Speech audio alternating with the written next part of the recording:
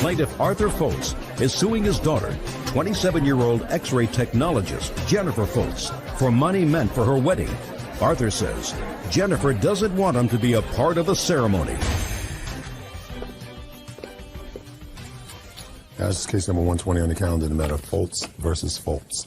Parties have been sworn in, Judge. You may be seated. Ladies, have seats, please.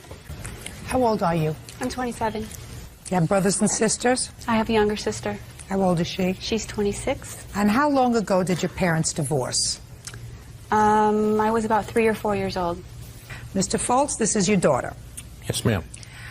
And your complaint is that you gave your daughter $3,000 for her wedding. Yes, ma'am.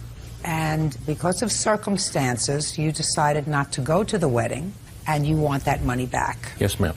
And your daughter said that this $3,000 was an unconditional gift, and she's already spent it on deposits, etc., for the wedding. When is the wedding scheduled? May of next year. Now, how many children do you have, Mr. Foltz? 2 children, 2 stepchildren. And how long have you been married to your second wife? 15 years. And how old are those children?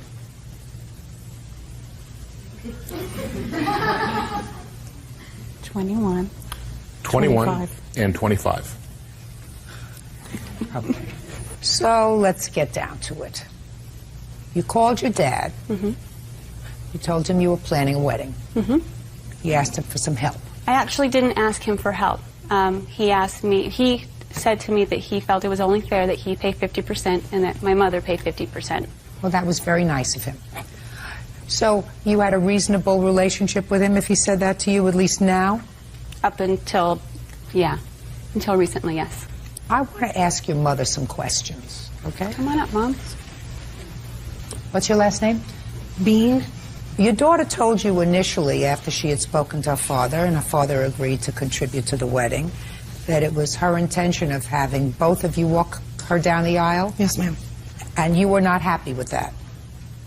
It was not I was okay with it. I was fine with it. I was just worried that his animosity may create some problems.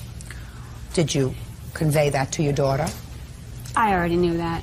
Just a minute. That's not what I asked. Yes, I did. I'm asking you these questions, Jennifer, because, you know, if you've been around the block as long as I have, and as many times, nothing is new under the sun. Mm-hmm. So I'm getting the following picture. When you spoke to your father, and he said to you, I really want to pay for half the wedding, and you told him that it was your intention to have your 2 parents walk you down the aisle, mm-hmm. he was pleased about that. No, he wasn't. Well, he says he was. He wasn't. Well, you don't know that because you weren't on the phone with him.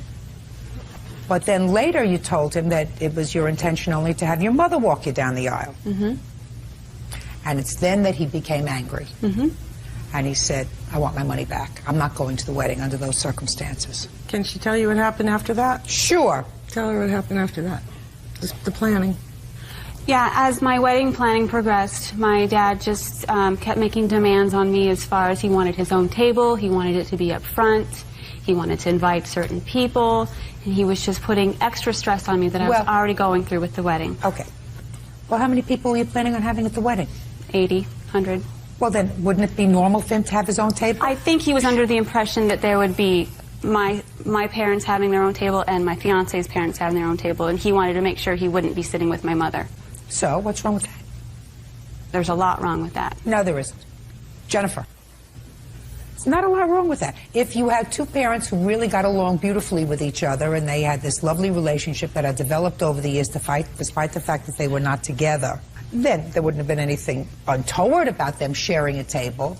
But if you knew that they did not enjoy that kind of relationship, then you should have been smart enough to say, you have your table with your family. Of course, Dad. Yeah, you I have did your say that. If you have your table with your family, and Mom will have her table with her family, or maybe Mom will sit with, what's the boyfriend's name? Doug. Mom is going to sit with Doug's family, and you can sit with your family. 80 people. You're not going to all sit at one table. So, I've just taken care of that problem. Now, what's the second problem that he raised? He wanted to invite certain guests, and I wanted to have a smaller wedding. I didn't want strangers What did he at want? my wedding. Some close friends of his. How many? I think there were 2 of them. That's reasonable, Jennifer. Right, but if he wasn't even really involved in my life, why would he want to share that with other people? Jennifer, you were willing to take his money, weren't you? He offered Just it a to second. me. You were willing to take his money, Yes, weren't you? I was. If you're willing to take his money, and if you said to him, and I want you and Mom to walk me down the aisle, and then you say, I changed my mind because he was making, according to you, unreasonable demands, I'm telling you, you're out of line. And I really wasn't prepared to go that way. Listen, can I say something now? Sure, you sure can. I did not change my mind because I changed my mind because I'd always wanted it just to be my mom. It was my way of honoring my mom for raising me. I didn't do it to punish my dad. I didn't do it for anything other than to honor my mother. That's the only reason I made that decision. Jennifer, my dear, then you shouldn't have told your father at the beginning, Dad, I want you and Mom to walk me down the aisle. You should not have told him that. Because what you're telling me now is, well, I told him that, but then he made these demands on me, which is what you said a moment ago. It is what I said a moment ago. Oh, yeah, he made these demands on me, which I now tell you as a third party, totally unrelated to you, were totally appropriate requests from a person who really knows, because although my husband and I have made many weddings, we have a mixed family. Mm-hmm. So I understand what you're talking about. You're wrong. Okay. You're wrong, and you did the wrong thing. Judge Judy continues in a moment.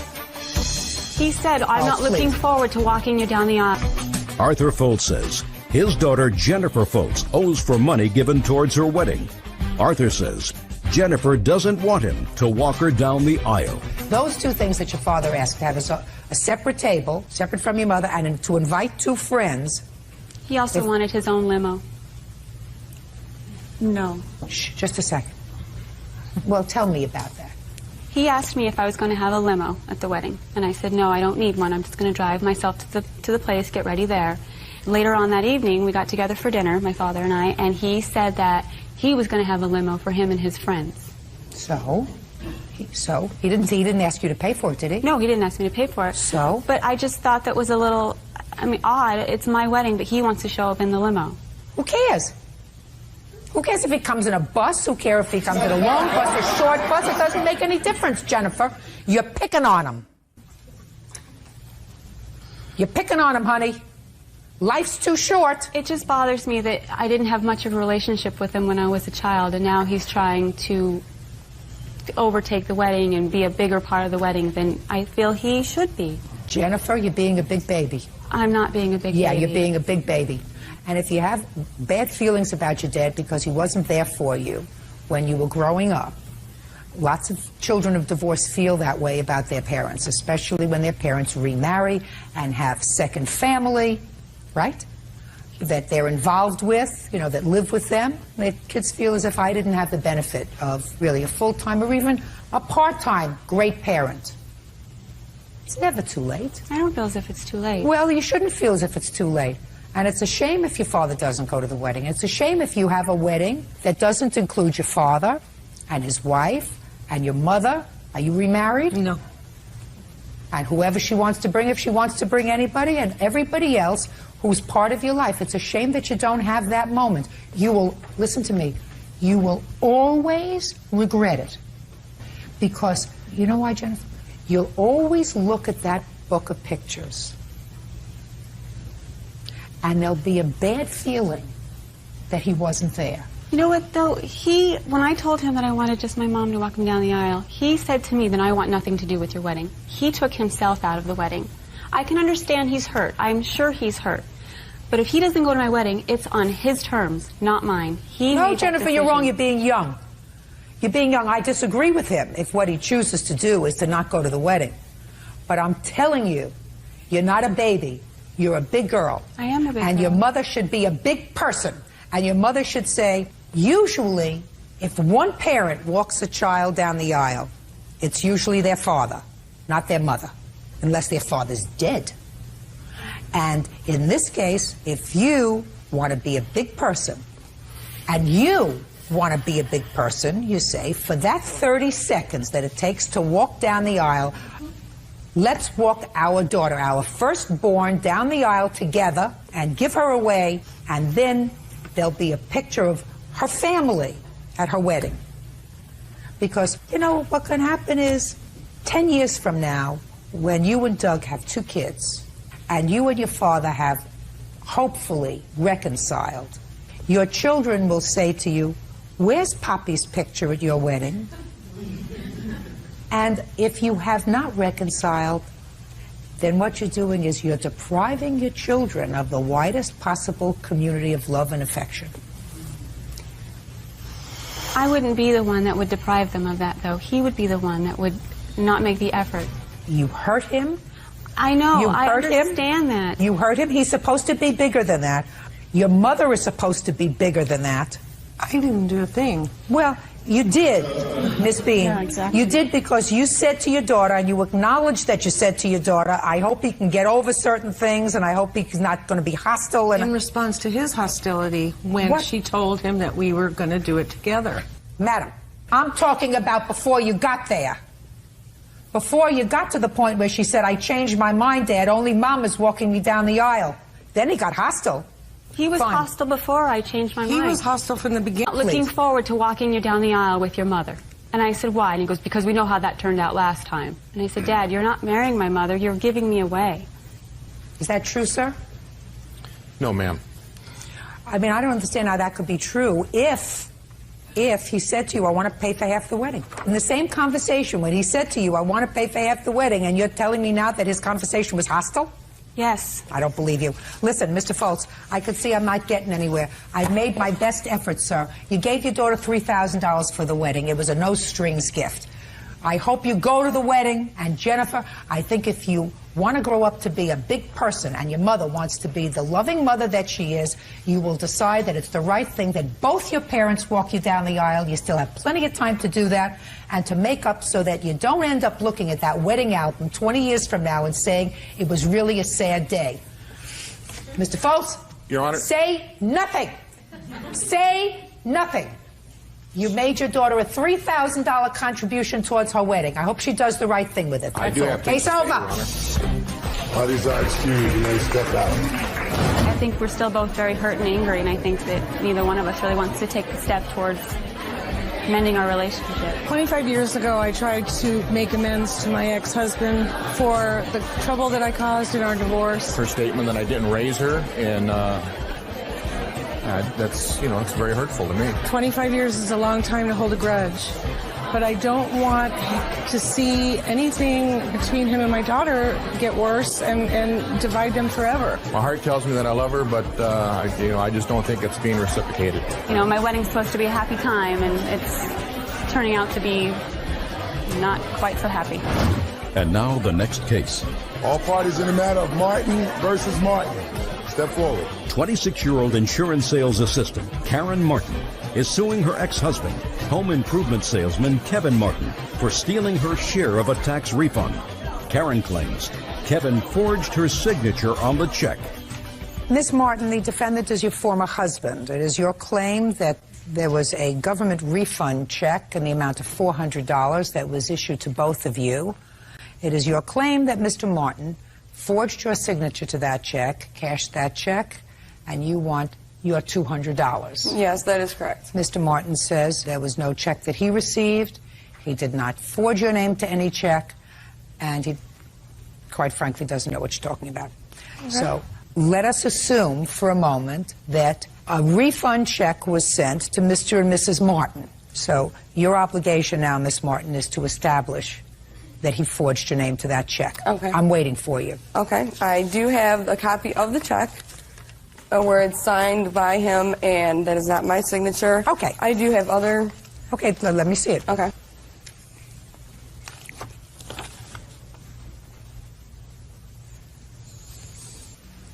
Mr. Martin, the Family Service Center, you familiar with that institution? Yes, I am. Tell me about that institution, sir. It's a credit union that we had, as we were married, had an account there. Mm-hmm. Are you trying to tell... clearly this check was sent to the two of you, and clearly it was endorsed by two people. I never knew anything about the check. I never even knew that we were getting some kind of tax credit check. How did you find out about the check, Miss Martin?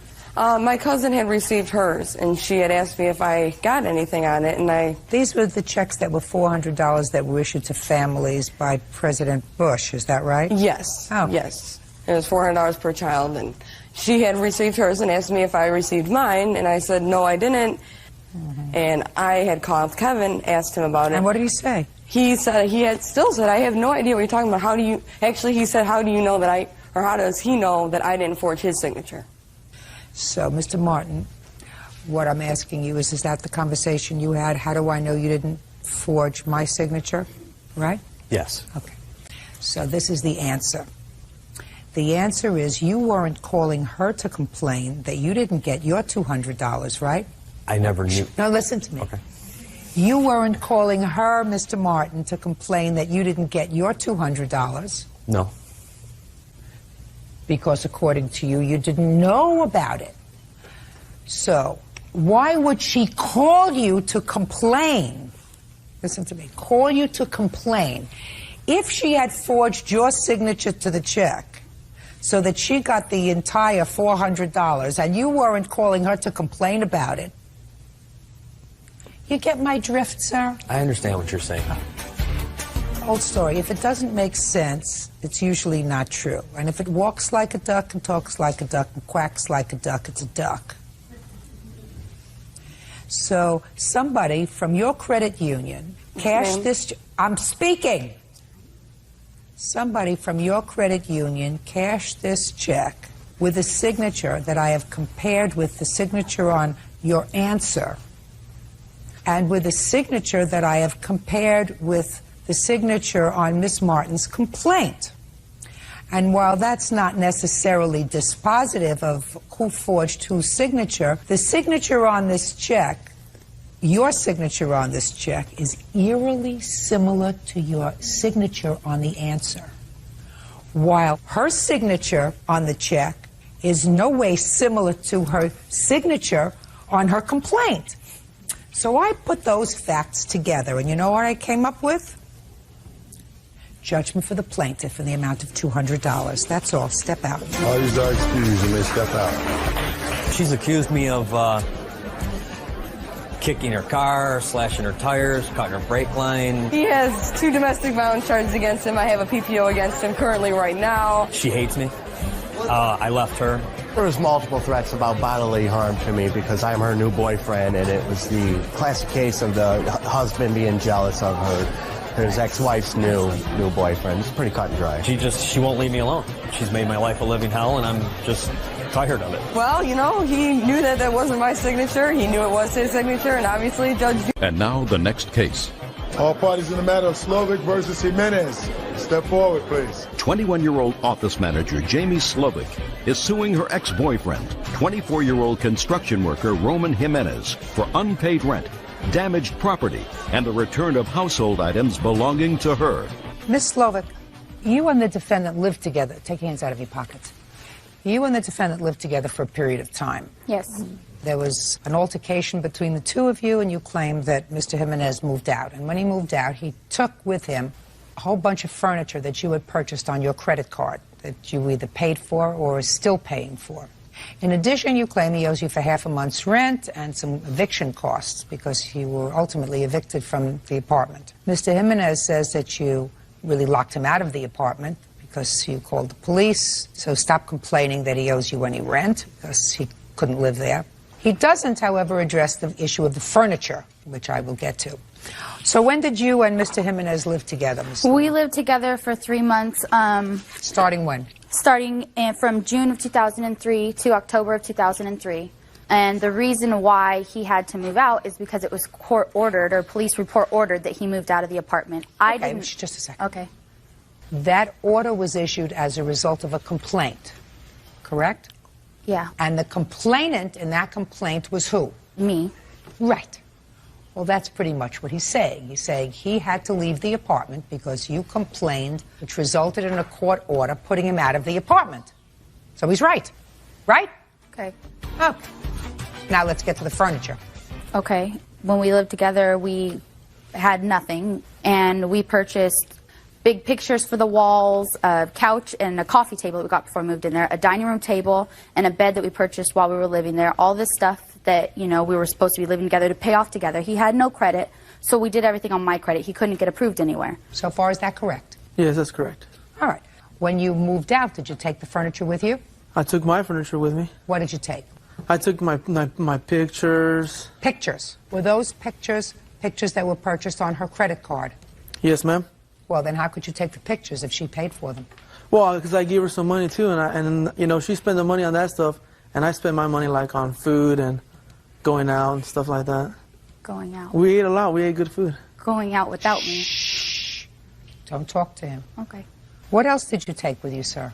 Pictures, pots, pans, some sofas. Oh. Some what? Oh, I took a futon, like a sort of Just a recliner second. futon. Pictures, pots, and pans. Yeah. Yes. Yes. Yes. I have pictures and pots and pans. What other furniture did you take with you, sir?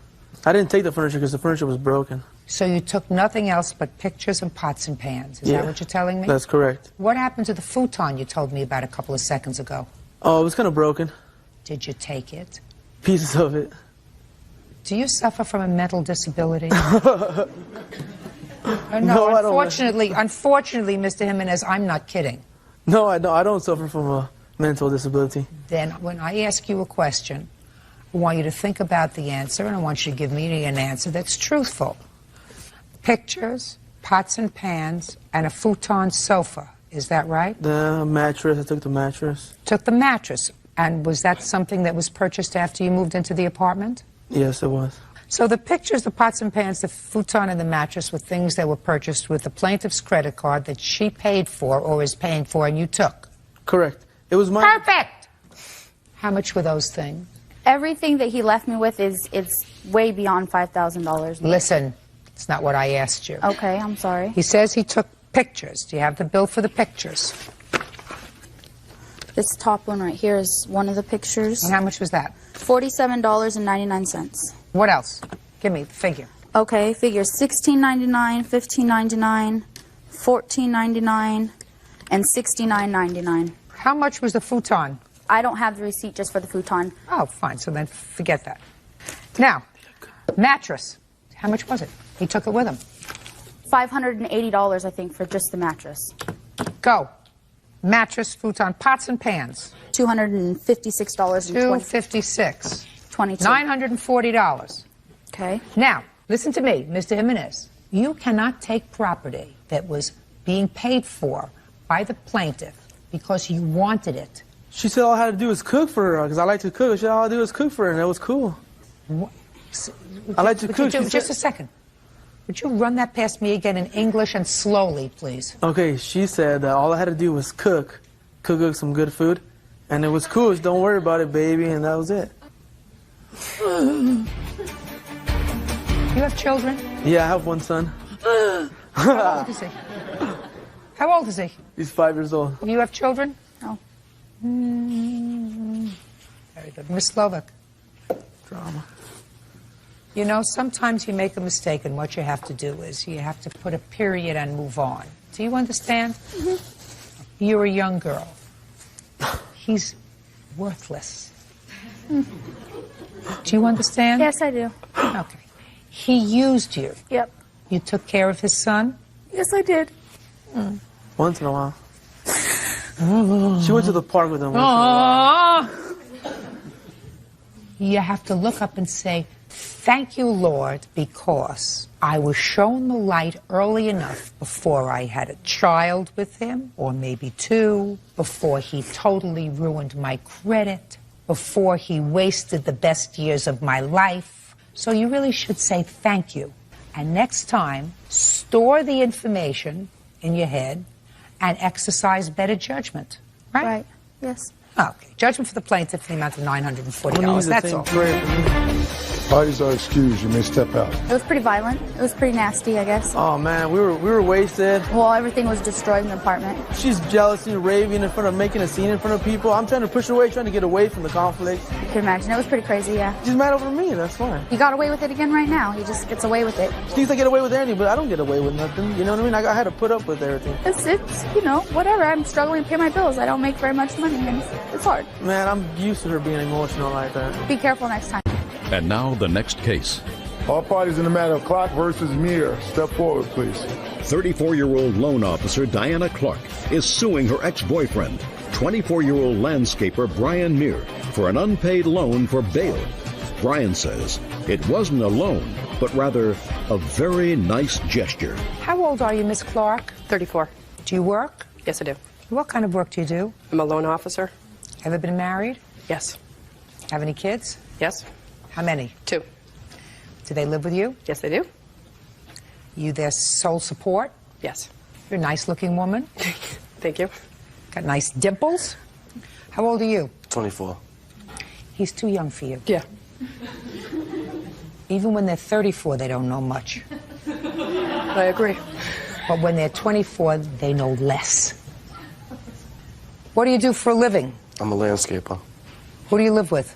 My daughters, How old are your daughters? 5 and 6, Where is their mother? not around. For how long? About a year now. Who helps you care for your children while you're landscaping? Their grandmother. Okay. Miss Clark, according to you, you loaned Mr. Muir $500 for bail because they were going to come and arrest him unless he sort of liquidated some warrants that he had for something that I'm going to find out. Correct. And you were dating at the time. Yes. He paid you back a little bit, A little bit. but he didn't pay you back the whole thing, and then he stopped taking your calls. Mr. Muir says that it was a nice gesture on your part, but not a loan. That's your defense. Is that Correct, right? ma'am. Why did you need bail, sir? Well, I had got into some trouble. I had got into a fight in my neighborhood. And the result of it, they put a warrant out for my arrest for 3rd-degree assault and breach of peace. And Why did they put a warrant out? Did you not go to court when you were supposed to? not right away, ma'am. No. Did you expect an engraved invitation this next time? No. Did you expect someone to come in your house in a tuxedo, perhaps, and bring you over to jail? You just decided to blow it off. No, I was waiting until I was financially stable to take care of. You were waiting until you felt like it. No, I was waiting until I was financially stable. Financially stable. And when did you think that was going to be, Mr. Muir? Well, I had just started a new job, so I planned on doing it as soon as possible. How did Miss Clark find out there was a warrant outstanding for you? It was brought up in a conversation that we were having at a friend's house. And when you told her about the warrant, Mr. Muir, what did you say? I just said, I have a warrant, and I have to turn myself in. And she said?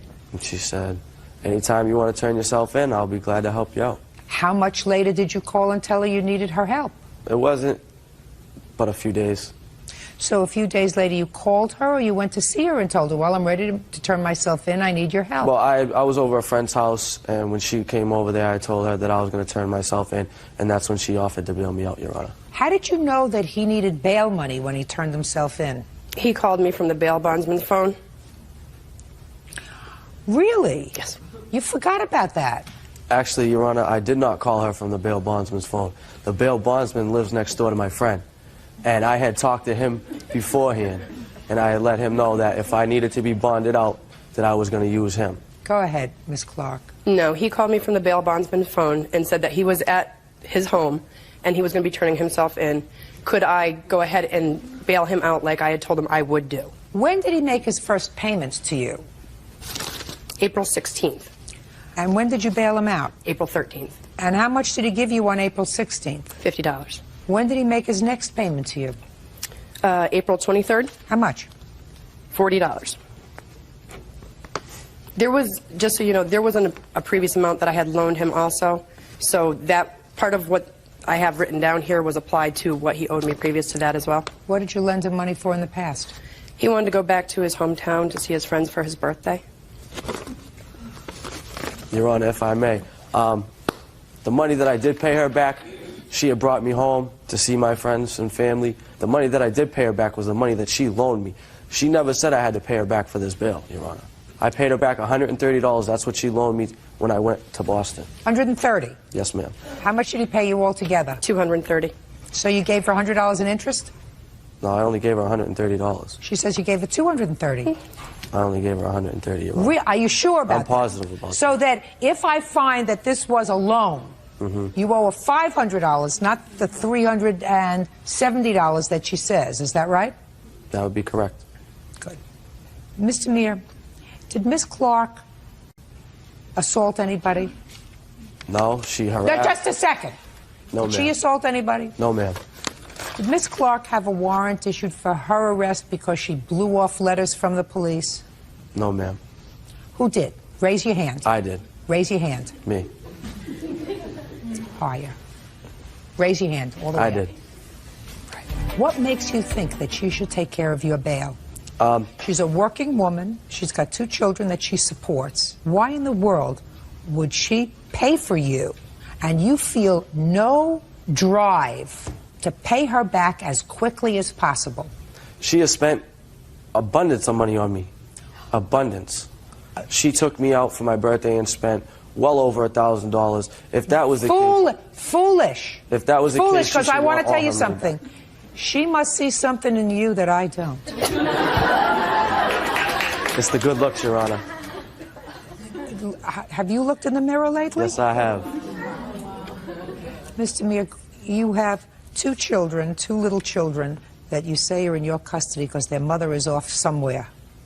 That means that the only chance your children have of growing up to be responsible adults is if they have you as a responsible parent. Correct. You were foolish enough to hook up with somebody who turned out to be a non-parent and dumb enough at your age to make 2 babies. Now it's your responsibility to grow up and fly right. Do I make myself clear? Yes, ma'am. Judgment for the plaintiff in the amount of $370, because that's all you're suing for. That's all. Out. Parties are excused. You may step out. Thank you. She should find somebody her own age and not somebody as young as me. He's going to say anything he wants to make it look like he's a better person than he really is. She approached me and she wanted to get together with me, and that's how it started. Well, we met at our kids' bus stop, and it proceeded from there. Yeah, I did approach him. To be older, you should know better. There was a big age difference there, and I should probably not have done anything with him.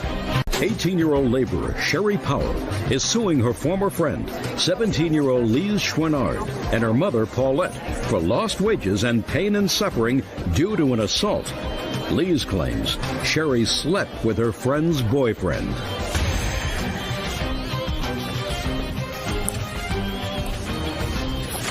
Yes, case number 315 on the calendar in the matter of Powell versus Chouinard. Parties have been sworn in. You may be seated. Folks, have a seat. What's your name? Rianne Curry. Rianne? Yes. You already pled guilty in this assault, is that right? Yes. Did you think you were coming to a dance today or something? No. Miss Powell, according to your complaint, this young lady assaulted you. And according to your complaint, she pled guilty to the assault, which she clearly says she did. But you said you claim that she was assisted in that assault by this young lady. That's correct. Who held you down, held your hair, and you, while she assaulted you. That's right. What's your first name? Lise. What? Lise. Why did your friend assault her? It was over an ex-boyfriend. What's the ex-boyfriend's name? Greg.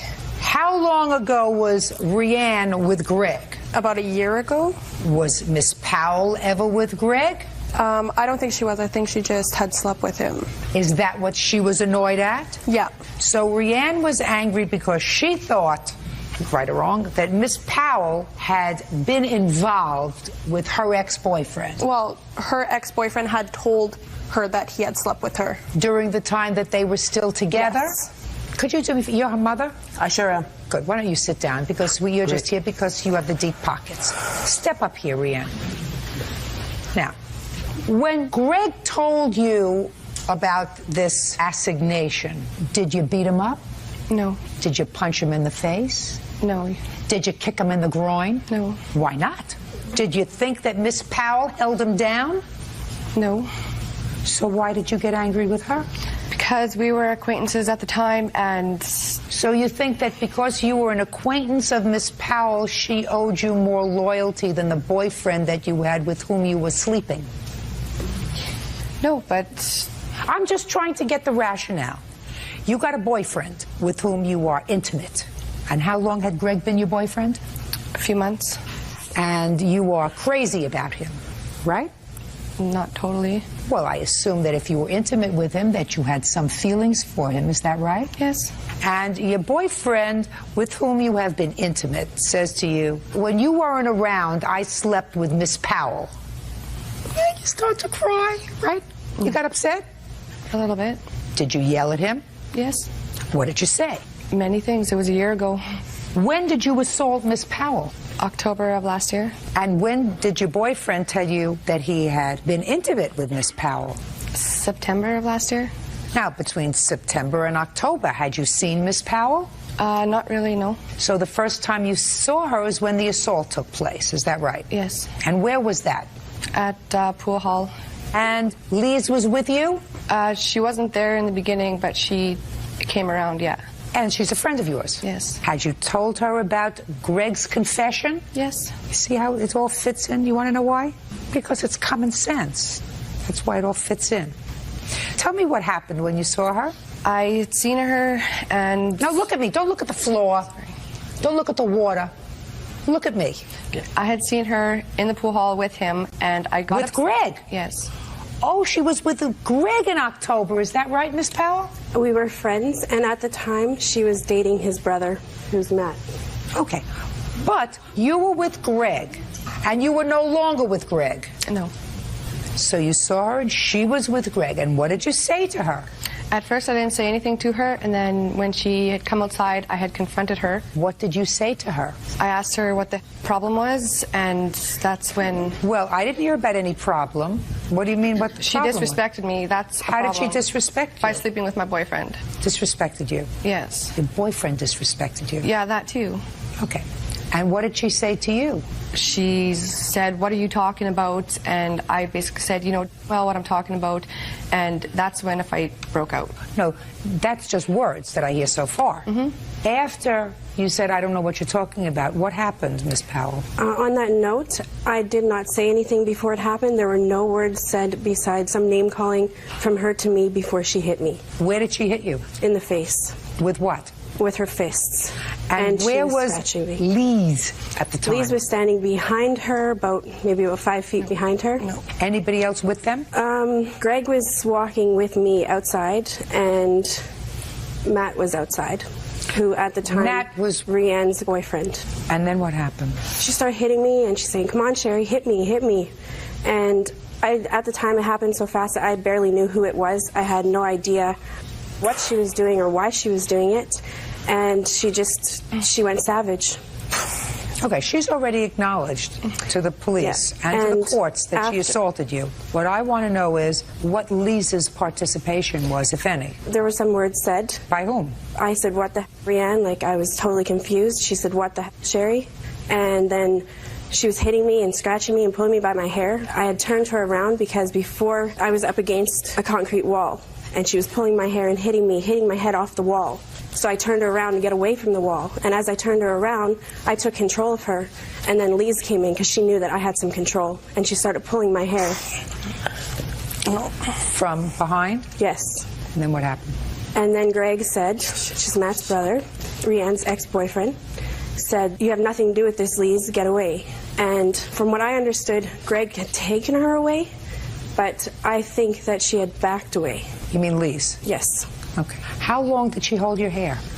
Maybe about 10 seconds, not even. While she was holding your hair, what was Rianne doing? She was hitting me and scratching me. Judge Judy continues in a moment. 18-year-old Sherry Powell says her former friend, 17-year-old Lee Schwannard, owes for an assault. Lee says she was trying to break up a fight between Sherry and her friend. Okay. Now I'll hear you. When they were fighting, I was in the car with my two friends. Rianne had been taking a little while, so I went to see where she was in the pool hall, but they had been outside. And I came in, and Sherry had Rianne by the throat against a brick wall, and my first intention was to pull her off of her. Like, this girl's way bigger than my girlfriend, so I was like, Kate, no, this is retarded. So I pulled her off there, and then that's when Greg told me, back off, Lise, and I was like, Kate, yeah. And I stood there, and they finished their fight. And then we left. Why did you put your hands on her? to pull her off my girlfriend. You have no right to do that. Well, if you, like... You have no right to do that. Yeah, but she was sitting there hurting. I don't, listen to me. A, I don't believe that you weren't there and didn't see how it started. Don't believe your cookie. Don't believe your cookie. You knew exactly what was going on because she's your friend, and you knew she was angry at her. But I wasn't even there when it started. Don't believe you, my dear. Don't believe you. It's just too coincidental that at a time when she seemed to be getting the upper hand, you stepped in. Just too coincidental to me. I stepped in for 2 seconds to get her off Rianne. That's what I did. When you got her off Rianne, did Rianne continue to assault her? Rianne wasn't even hitting her when I pulled her off. Sherry had Rianne by the throat and had her fist out like that. Sounds right to me. Sounds perfect to me. She started it. She hit her first. She confronted her first. She assaulted her first. Yeah. So that's what happened. That's what happened. I'm not saying that's not what happened, but I pulled her off my friend. I walk in and she's got my friend by the throat. My immediate reaction is to do that. Like, what else would I do? Just sit there and be like, oh, you can go and hit my girlfriend? Yeah. Yeah. Why would I do that? Because then you wouldn't be standing where you are. If I believed you, which I don't, because I find that somebody who can't even figure out that their shirt is supposed to meet their pants when they come to court is not going to tell me the truth. I'm not going to tell you. Why would I stand up here and lie? Why? Yeah, exactly. I have no reason to sit here and lie. Oh, yes, you do. No, I don't. I have no reason. No. I don't even talk to her no more. This has been a year ago. Let me explain to you why you do. Because she's suing your mother. Because your mother is responsible for you.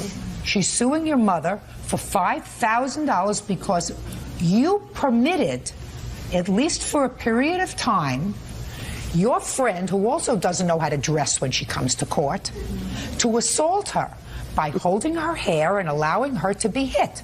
You did that. But that didn't even happen. Do you have a police report, please? No, they would not release it to me. Do you have a hospital record? Yes, I do. May I see it, please? I have a picture, too. Okay. I have a police statement. Would you also like to see that? Mm-hmm. And I have an apology letter from Rianne. Do you have a separate lawsuit against Rianne? I haven't sued her. I do intend on suing her in higher courts. So far, she had just pleaded guilty in Canada. When? For assault. On October 8th this year. Okay. Step up, please. What's your name? Matt Duke. You were there that evening in October, sir? Yeah. Tell me what you observed with regard to this young lady holding the plaintiff. She was in the car when Rianne was starting all this stuff, and then when she came out, she didn't know what was going on. I just seen her run past and try to go and help out her friend like anybody else would. And my brother pulled her off before she could get involved, so it wouldn't be a 2-on-1 or anything like that. And in the meanwhile, I told Rianne, that's enough. No more fighting. That's when the fight stopped. Sit down, genius.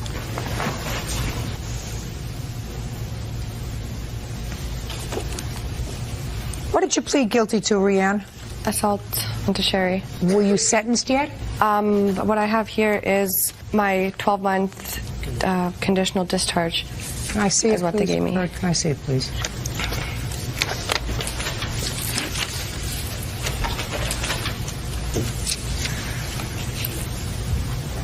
She wrote you a letter of apology because she was directed by the court to do it. She wasn't directed. No, I offered. Who just said that to me? Which one of you two geniuses said I wasn't directed, she offered it? Who said that? I did. Okay. This assault happened in October of 2003, is that right? Yes. If your friend was truly sorry for what she had done, the letter of apology would have come not a year later, but the next week.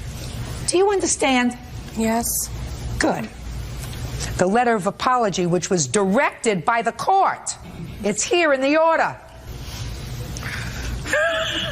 This is the dumbest bird. You just have to listen to this. That a court accepted as an apology letter. I didn't have to write this letter of apology. I chose to. What happened between you and me was a huge waste of my time. But I'd like you to know that you should be apologizing too because of what you did to me. I have to let it go because I've realized a lot about both of you. I know how hurt and angry you'd be if another female stabbed you in the back like that. The both of you are in my past, and I've moved on to better things. So, on my behalf, I apologize for doing what I did to you. Touching. Touching, and Very the touching. future of our country. Future of our country. Or theirs. Or theirs. Oh, Canada? Oh. Can I make a note on that Listen! letter? You have no right to put your hands on another person. She has no right to put her hands on another person. If your boyfriend disrespects you by fooling around, you do what's necessary to him. You can move out of the apartment, kick him out of the apartment. You can break off all contact. You can yell and scream. But as long as there is no allegation that someone held him down and forced him to submission, No. It's his fault. She had a part. It takes two to have sex. Like, she's not your boyfriend. No, she's not. She's not your boyfriend. She wasn't even your friend. According to you, you knew her. She owes you no allegiance. You weren't married. You weren't engaged. You had a boyfriend for a couple of months. What do you do? I mean, do you work? Do you go to school? Do you do anything? Not right now, no. You don't do anything? No. You better find something to occupy your time. Judgment for the... What? She's also pregnant with his kid. Oh. How has nothing to do with how this, fortunate Sherry, for the so why people bring of that Canada. up? Judgment for the plaintiff in the amount of $2,500. That's all. Parties are excused. You may step out. Sherry's a fat cow who shouldn't even be getting anything. She took her frustrations out on me. She was attacking my friend, and she's 10 times the size of my friend. I had taken control because I knew that this girl was crazy. I got over-tempered. Yeah, that's kind of crazy. She's mentally freaking touched in the head. And now the next case. All parties in the matter of Callahan versus Colarusso, step forward, please. Business owner Dawn Callahan is suing her father's ex-girlfriend, homemaker Dee Colarusso, for the return of her late mother's desk. Dee claims the desk was abandoned. Miss Callahan, Miss Colarusso is your father's former girlfriend. Correct. According to your complaint, your father has a desk that belonged to your mother, who passed away, and the desk was to be yours. He was bringing it to you. And he stopped over at his girlfriend's house, and for some reason he left his truck there for a while, and the desk. They subsequently broke up. She has your desk. You want it back. Yes. You have a picture of the desk? No, I don't. Do you? No, certainly. I'd like to see it, please.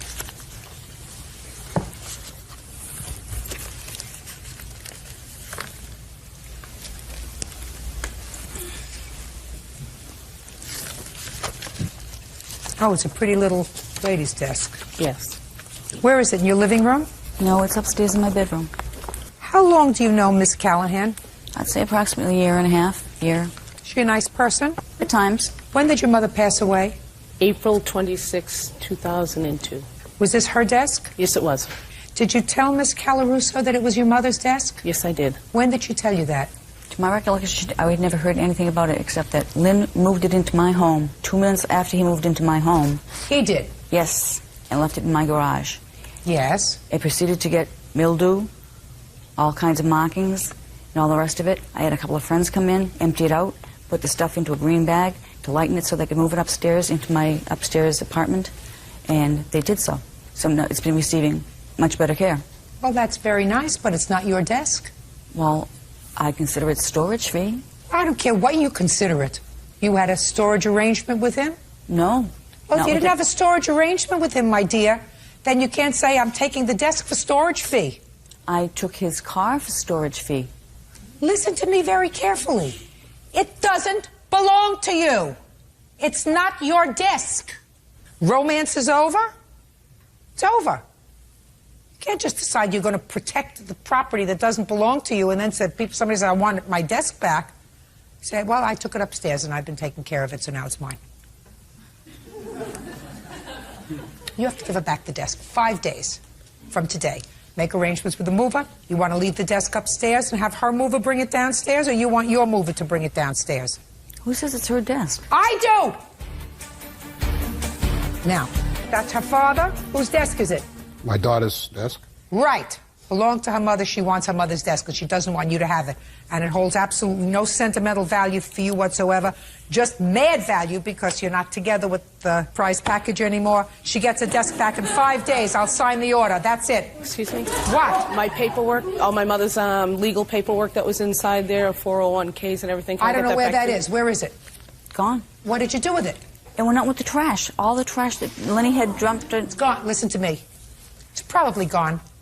She's not nice. She's probably mad. Did he dump her? In a nice way. I don't care whether it's a nice way. It's never a nice way to a lady to get dumped. Did he dump her? Yes. That's what she did with your mother's stuff that was inside the desk. Okay. Dumped it. Got it? Okay. The desk you get back. 5 days. Okay. And it better be in good condition. That's all. Thank you. What is our excuse? You may step out. I'm very happy I'm getting my mother's desk back. I would not harm somebody else's antique furniture. I've been nothing but nice to her and did favors for her, and she turned around and done this to me. I'm not punishing his daughter. He owes me $375. It was my great-grandmother's and given to my grandmother, to my mother, and now to me. The desk is only worth $250. Just want it back. Somebody owes me money. I want it back. Provider Christine Coughlin and her 5-year-old daughter, Katara, are suing their neighbors. Customer service rep Chanel Noel and her daughter, 8-year-old Sequoia. Christine claims Sequoia purposely scratched her car with a rock. Chanel is countersuing, claiming Christine's son slashed her tires. Order. All rise. This is case number 341 on the calendar in the matter of Coughlin versus Noel. Parties have been sworn in, Judge. You may be seated. Folks, have a seat. Ms. Coughlin, it is your claim that this young lady, I assume this young lady, vandalized your car. She was a friend of your daughter's. They played together. For some reason, they had a misunderstanding, and you claim that she took a rock, scratched your car. Ms. Noel says that her daughter was not alone. Don't deny that she did it, but you say she was not alone, and that in retaliation for that, your son slashed the tires on her car. So she's got a counterclaim. Are you neighbors? Yes. Yes. How far away do you live from each other? Right next door. What was the date of the incident involving your car? August 29th, 2004. You have pictures of the car? Yes, I do. I'd like to see pictures of the car.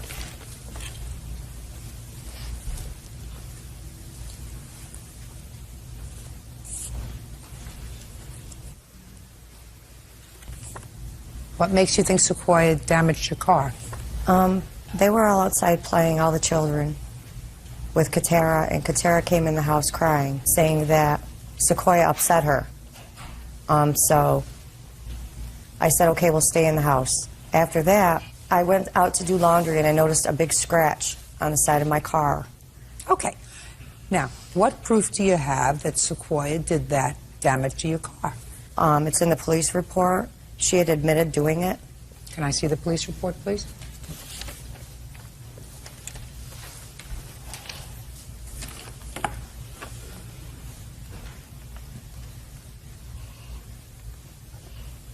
Sequoia, you want to tell me why you scratched the car? Because her and her husband and her son, they were constantly keep calling me like retarded, well, I don't want to say it. They kept calling me and That's stuff. not true. Yeah. And they kept going on with it, and I only thing that I did was tell my mom. So that's why you scratched the car? Well, they were calling me retarded and stuff. I'm and asking you a question. That's why you scratched the car with a rock? You can't do that. Did your mother tell you couldn't do that? Well, you can't. If somebody says something nasty to you to hurt your feelings, that makes them wrong. That makes them not smart. But that doesn't give you the right to damage their property. Got it? Did your mother tell you that? Yes. Okay, how much is it going to cost to fix the paint on the car? Approximately $921. Do you have an estimate? Yes, I do. It was scratched before. The estimate I do have, I'm sorry, is $361.56. 361. Yes. Okay. Now, you want to tell me about the damage to your car and when that happened? September 19th. What happened? I went to take my son to his football game. I came back to pick her up to go to the football game. I came back downstairs and my tires were sliced. Who did it? Well, I assumed my next door neighbors did it. Well, what proof do you have that they did it? I didn't have any proof at the time. Do you have any proof now? Actually, I have a witness that overheard her son bragging about the second time they sliced my tires 3 days after that. I'll hear the witness. You're the son, I assume. Yes, ma'am. Stand up. Tell me who you are. Tanisha Cooley, their babysitter. What do you know about the tires being slashed on Mrs. Noel's car? The day after the tires were slashed in school, me and my friend were walking down the hall. We were walking behind him and his friends. And I heard him saying that, yeah, yesterday me and my dad sliced our neighbor's tires. And when you heard that, what did you do? Right after school, when Chanel came home, I told her and my mom. Same day, is Yes. that right? Were you angry? Yes, I was. And what about your father? Was he angry? Yes. That's not a way to respond. Do you understand that? Yes, I do. So why did you do it? I did not. So you're telling me this young lady is lying Yes, about this I last... Yes. Why do you think she would make up a story like that? I don't know. Who would you think would have another motive to slash their tires? Nobody to my knowledge. Not you or not your father? So you think she's lying? Yes. Did you call the police? Yes, I did. Can I see the police report, please?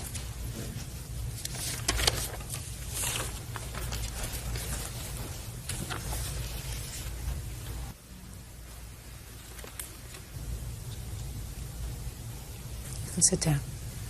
Could you stand up, please? Is this young lady your daughter? Yes. I want you to think back to the 23rd of September. I want you to tell me about the conversation you had with your daughter when she came home from school. She told me that she overheard Michael saying that him and his father slashed the tires. She told you that on the 23rd? Yes. What's the name of the person that he was with? I don't know them. In school? You don't know who they are? No. How many other boys was he with? 2. You have a bill for the tire that was slashed on the 22nd? I don't have a bill. I paid to get my car done. Here. Well, I need a bill for the tire. That's what we're talking about.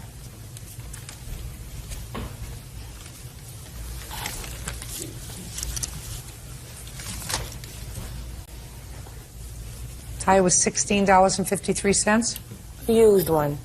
Look, I believe her. I just want you to understand that. Whether you were just bragging, I don't know. But I believe that she heard you say it. So I'm deducting $16 from the award of $361 that you're entitled to have your car painted. I haven't a clue why people who were neighbors engage in a course of conduct to make their lives absolutely miserable. It's just so absolutely ridiculous to me. There's no question that your daughter behaved badly. I assume that as a parent, you told her that when someone says something that's hurtful to you, they are really just stupid, uninformed people, and not to pay any attention to it. I assume that you had that conversation with her. And if you didn't, you have to have that conversation with her, that she can't take out her frustrations, because she's just going to end up in trouble. What? Well, she wrote on our wall and on our hallway wall, and my mom has to pay for that. And she wrote on theirs too. Are you making an excuse for yourself? Don't. If she does something wrong, like write on a wall, how old is she? 5. And how old are you? 8. You're supposed to know better, and you're not supposed to make excuses for doing the wrong thing. And you're certainly old enough to know better. All right, take your children home. Judgment for the plaintiff in the amount of $345. I've deducted the $16 for the tire that your son and probably your husband was responsible for. That's all. Parties are excused. You may step out. I've also had my tire slashed 3 times. They got problems. I'm done. Her daughters pushed shopping carts into my car. Just mad. The little girl is very angry. She's very angry. The mother works 12-hour, 14-hour days, 6 days a week. She was mean to me. It's something that's going to be ongoing until Mrs. Noel gets help with her child. 25-year-old home appraiser Amanda Knockhart is suing her ex-boyfriend, 27-year-old basketball coach Ethan Jordan, for a loan, a trip to Las Vegas, and for kicking her in the ribs.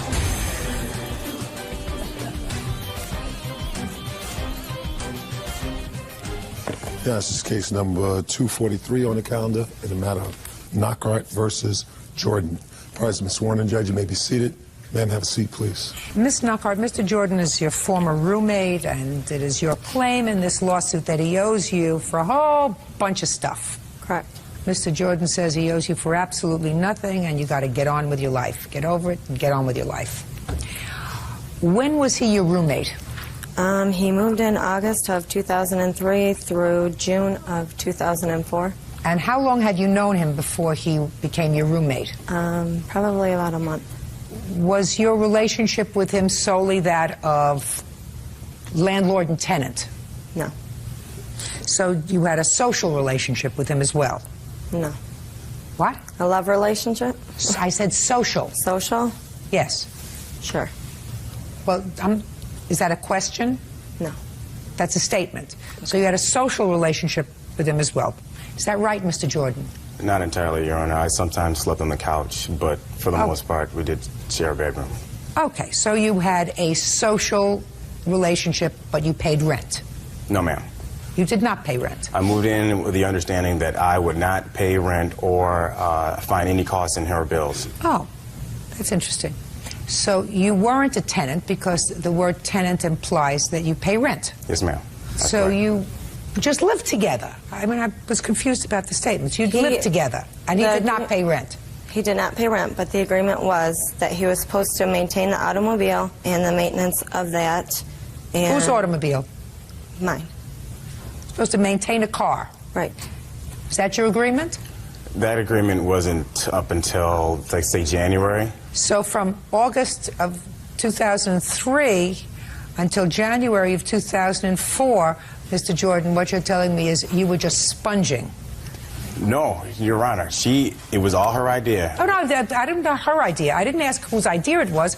I said, just listen to my question, Mr. Jordan. According to you, from August 2003 till January 2004, you paid no rent, you paid no bills, you paid no car insurance, you didn't have any responsibility with regard to the car. So far, is that correct? Yes, ma'am. That makes you a sponge. Okay. Right? I would that means disagree. that as far as I'm concerned, there must be something really hidden about you that I don't see. What? Whatever. Okay. Now, he's a sponge. Yes. That makes you pretty dumb. Right? No. Sure it does. You know somebody a month, you invite them to come into your home, they pay you nothing. Must do something. Do you have a big home? No, he was supposed to get a check that was mailed to his ex-girlfriend's house. That's why I never saw the money. Look, you say, I met him, he moved in. Correct. And you agreed that he could use my car to get to and from work if he paid the insurance and the maintenance. That's what you say. That's right. So evidently he worked, right? Yes, ma'am. Usually when you have a job, you make what? Yeah, but he got fired. Money. And when you have a job and you make money, you take care of your expenses, like rent and food and electric and gas, unless, you know, you're a sponge. So according to you, he did not pay for the insurance on the car. No. So why don't you throw him out? Well, he was supposed to be getting a big check, like I said, for $2,000, and the check was mailed somewhere else instead of our residence, and he apparently spent the money. And when did he get the check? February. Well, what happened in February when you knew he got the check and he spent the money on something else? Did you throw him out? No, he had another job at that time finally and was supposed to get the paychecks. Then he got arrested, and his lawyer that he owed money to was suing him. I couldn't get any of it at that point. At that point, what you're supposed to say is, I am a reasonably intelligent person. Right. I'm living with somebody that's taking advantage of me. Get out.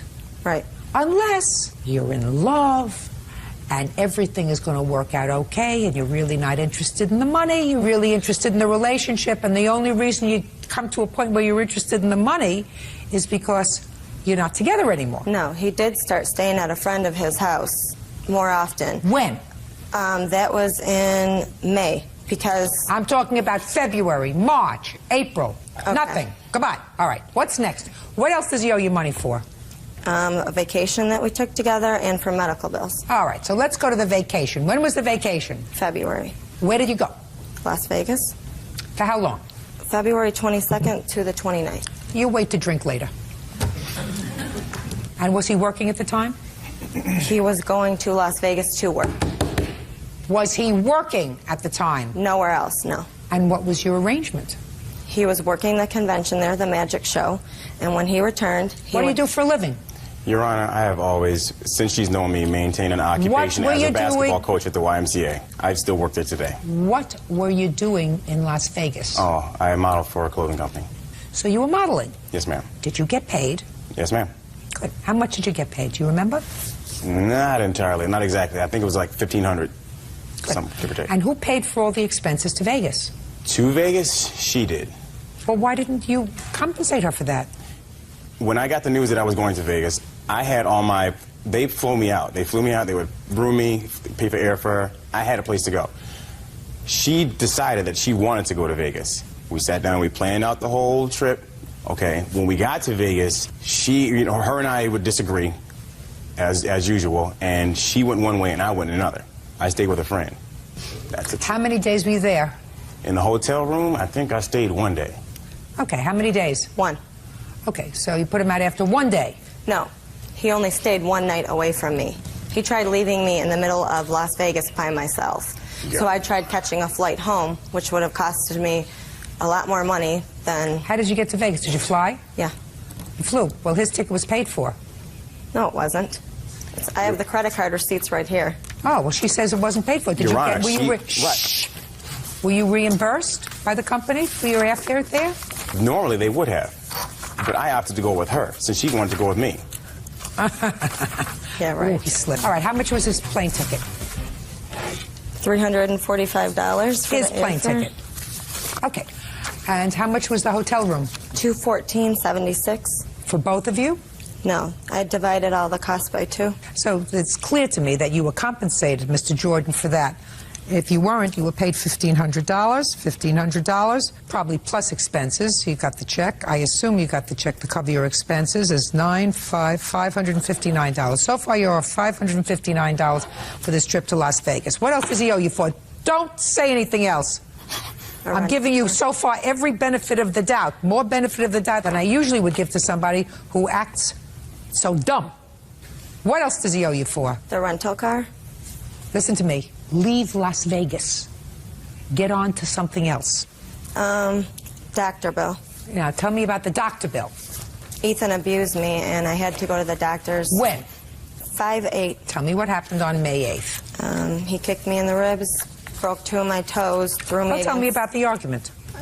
I don't know what actually the argument was about.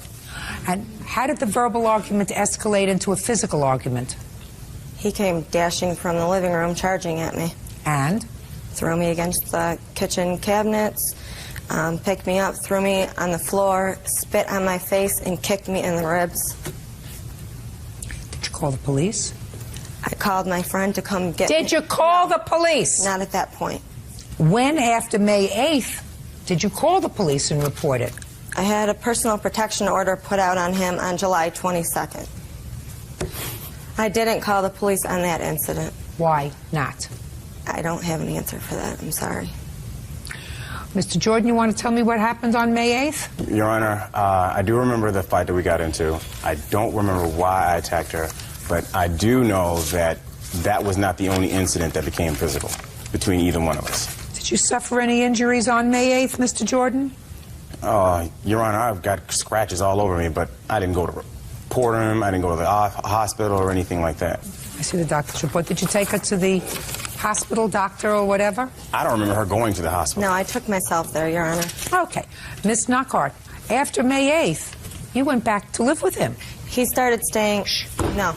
Are you telling me that between May 8th and June, which is when you said you separated, because you said you separated in June... Correct. You didn't live together at all? I stayed at my mom's a lot more because... I'm not asking you a lot more. I'm asking you at all, Miss Knockhart. Not that day or not the next day. What about the third day? Yes. And when you went back the third day, did you share a room together? No. Not ever between May 8th and June when he... Yes.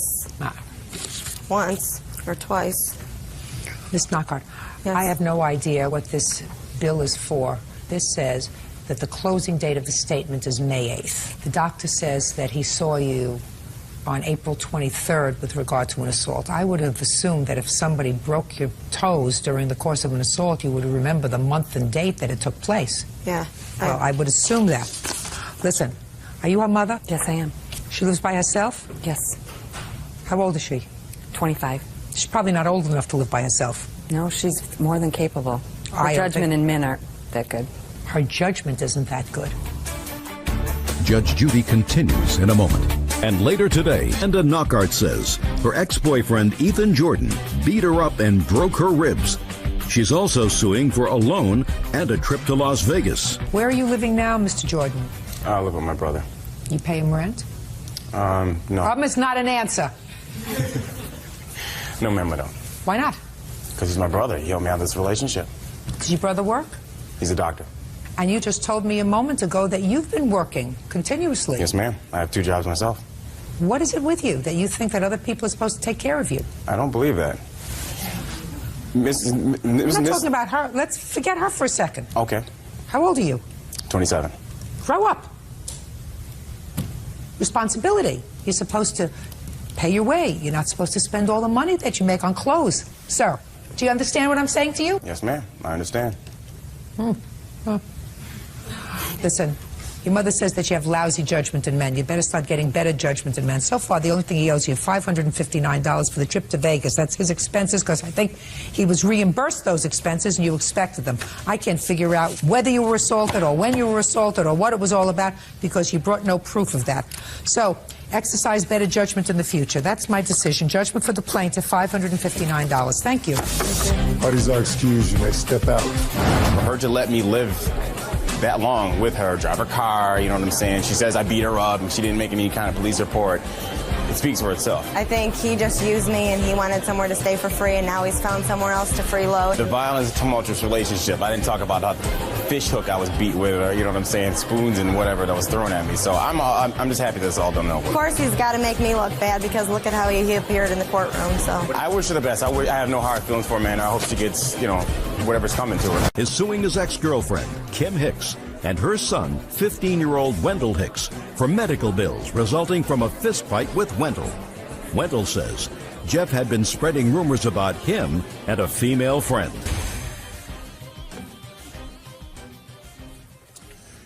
Yeah, this is case number 275 in the case of Radcliffe versus Hicks. Parties have been sworn in, Judge. You may be seated.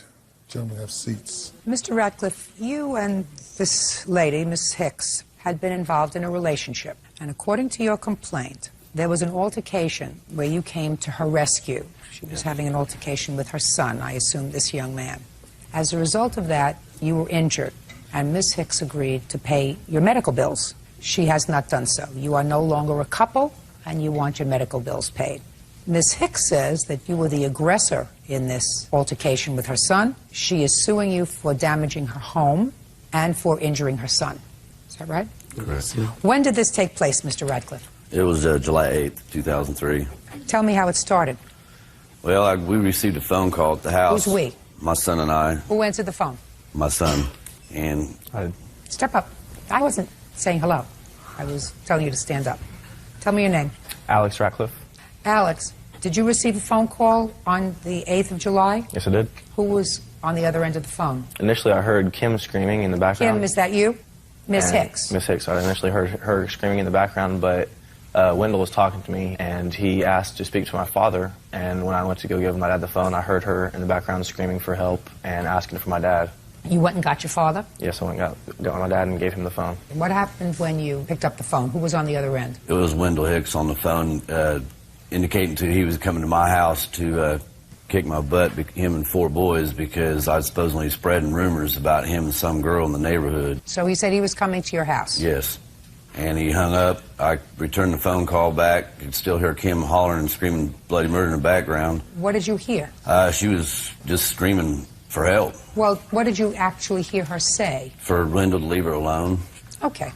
And when the phone call came, I called back because he had hung up, and I'd asked for him to explain himself. For why is he coming to my house? He said it was due to because I supposedly spread some rumor about him putting a hickey on the neighbor girl's neck.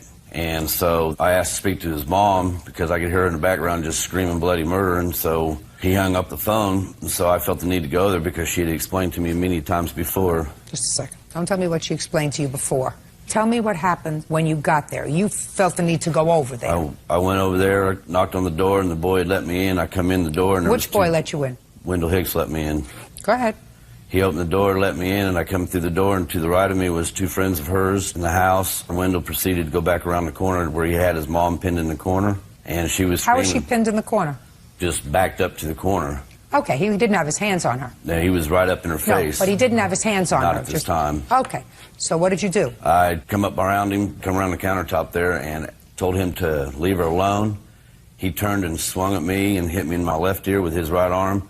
At that time, I took him down to the ground and set on him. And he kept trying to hit me in the face, and I grabbed his wrists to avoid him hitting me. I was sitting on him, and I kept asking, "Are you finished? Is this out of you?" And he said, "Yes." On top of him saying a lot of other foul things, how he's going to shoot me and my kids, and he was going to kill my dogs and burn my fence down. And after about 15, 20 minutes of trying to calm him down, I asked him, "Are you finished?" And finally he said, "Yes." I got up, we kind of shook it off, and the next thing I know, he's come charging at me with a windmill effect. And in doing so, I put him in a headlock, like with his body sticking out this way, and I wrenched up on him to keep him from doing any more damage. And in doing so, I separated this cartilage here in my chest. Mm-hmm. And probably another 15, 20 minutes to hold him like that, a few other cuss words are coming out, and I asked, "Are you finished?" And finally he said yes. His sister come through the door after I just let him go, and she backed him all the way down the hall, and that was the last I'd seen of him. Okay. How long had you been seeing his mother in July of 2003? Approximately a year. And after July of 2003, did you continue to see her? Not right away. She kept calling, complaining because I would never take her nowhere, never do nothing with her, never let her meet any of my friends. I told her to go find another boyfriend. And so it's like, it was no big deal to me, and she did. She found another one. She kept calling me, telling me how the progress was going. Finally, after about a couple of weeks, she broke it up with him for whatever reason, then she eventually started calling me all the time. When did you stop seeing her? As of this year of May, Mother's Day weekend. And when did you start getting these bills? I was getting these bills probably 6 months after the incident had happened. You know, she said she was going to take care of it because her son had done some damage to my fence back in June. She took care of that immediately. She said she'd take care of these medical bills as well because I... When did she tell you she was going to take care of the medical bills? Pillow talk. It was when we were, you know... And you believed her? Oh, yeah. I had no doubt to. Okay. How old are you, Wendell? I'm 15. Who was this girl that you supposedly gave a hickey to? Emily. Is Emily your girlfriend? No. Did you give her a hickey? Yes. So why were you angry at Mr. Radcliffe for telling people that you gave Emily a hickey? Because he was spreading rumors around the trailer court, and I had... Spreading rumors about what? About me giving her hickeys and a bunch of other stuff. Well, it wasn't a rumor about you giving her a hickey. According to you, you gave Emily a hickey. Yeah, I did. You did? Okay, so why did you call him that day? Were you just angry? I was mad that he was spreading my family business around the trailer court. Okay, so when you called him, his son answered the phone? Yes. And what did you say to his son? I asked to talk to his dad. What did you say to him? I was like, "Jeff, why are you spreading rumors around?" And what did he say to you? He's like, "What in the F are you talking about?" And what did you say to him? I was like, about me and Emily. And he was like, "Oh, I don't know what you're talking about." So he hung up with me. So I went back to my mom's house and I asked her why. She told him because it was supposed to stay between me, Emily, and Emily's stepdad. Because Emily's stepfather was angry with you? Yeah. Okay. So you went home and you confronted your mother? Yes. And you were angry with your mother for telling him Yes. things? And then did you call Mr. Radcliffe back? He called me back. While you were confronting your mother? Yes. And when you were confronting your mother, were you raising your voice? No. No. Did your mother admit to you that she had shared your secret with Mr. Radcliffe? Yes. And you told her she had no business doing that? Yes. You see how we get into the story? You did very good. It's a whole different story than she wrote in her answer, but at least we're going to get to the bottom of it. You got to start with the most vulnerable one. That's right. Right? You got to start with the one who's not quite swift enough to tell you a lie. Now, when Mr. Radcliffe came over to the house, were you still arguing with your mother? No. What happened when he came into the house? He came up, banged on the door. The door came off the latch. He just came in, and then he came up and got in my face, and I asked him what was going on. He got in your face? Yes. And what did he say when he got in your face, Wendell? You effing little punk. Well, he must have been angry because you must have said something to him, Wendell, like you were going to come over and kick his and get your friends to come over because he was spreading these rumors about you and Emily's hickey. Did you threaten him? No. You mean you just said why? You just said like this. I said what? it in a rude voice, yes. In a rude voice? In a rude voice, yeah. And did you have the same kind of rude voice when you were talking to your mother? No. You mean you went over to her and you were very, very calm when you say, why did you share private information Yes. with Yes, Mr. ma'am. Radcliffe? You said it quietly. Not quietly, but in a normal voice. Now, did you have any injuries as a result of this altercation with Mr. Radcliffe? Yes, my back was killing me. Your back was killing you? Yeah. When did it stop killing you? Oh, a couple days after. Now, your sister, at one point, came into the room when you were having this altercation with Mr. Radcliffe. Yes. Your sister's name is? Jessica. And how old is Jessica? She's 19. And Jessica took you out of the room? Yeah. Right. She said, calm down. Yeah. Right? Yes, ma'am. Shooting fish in a barrel. Oh, you're good. You are good. Can I see your medical bills, please? Now, Mrs. Hicks, did you ever tell Mr. Radcliffe that you would pay his medical bills? No, ma'am. The only injuries he got was a couple rug burns. When he come up to my door and was banging on my door, he busted my door to pieces. He come in. Me and Wendell was standing in the kitchen talking. He got in his face. Wendell goes, Jeff, can you back up? And Jeff took his hands like this, went boom into the side of the cabinet. And Wendell was going like, you know, like this. What are you doing? He just started attacking him. He took him down. He broke my stove. He had him on the floor, punching him in the face. Miss Hicks, listen to me very carefully. What you're telling me is that Mr. Radcliffe assaulted your son for no reason. They got into Shh. Is that right? Yes. And I have a question for you. After July 8th, 2003, did you ever sleep with Mr. Radcliffe? Yes. Even though he assaulted your son without provocation. Is that right? Yes. Mm-hmm. It was 3 days after the incident. So 3 days after, it wasn't even 6 months later, it was 3 days after the incident that you, the mother of this assaulted child who had terrible backache from being assaulted without provocation from Mr. Radcliffe, went to bed with him. Yes. Mm-mm. Mr. Radcliffe, this is your problem, sir. I believe what you told me with regard to how this incident happened. Not everything.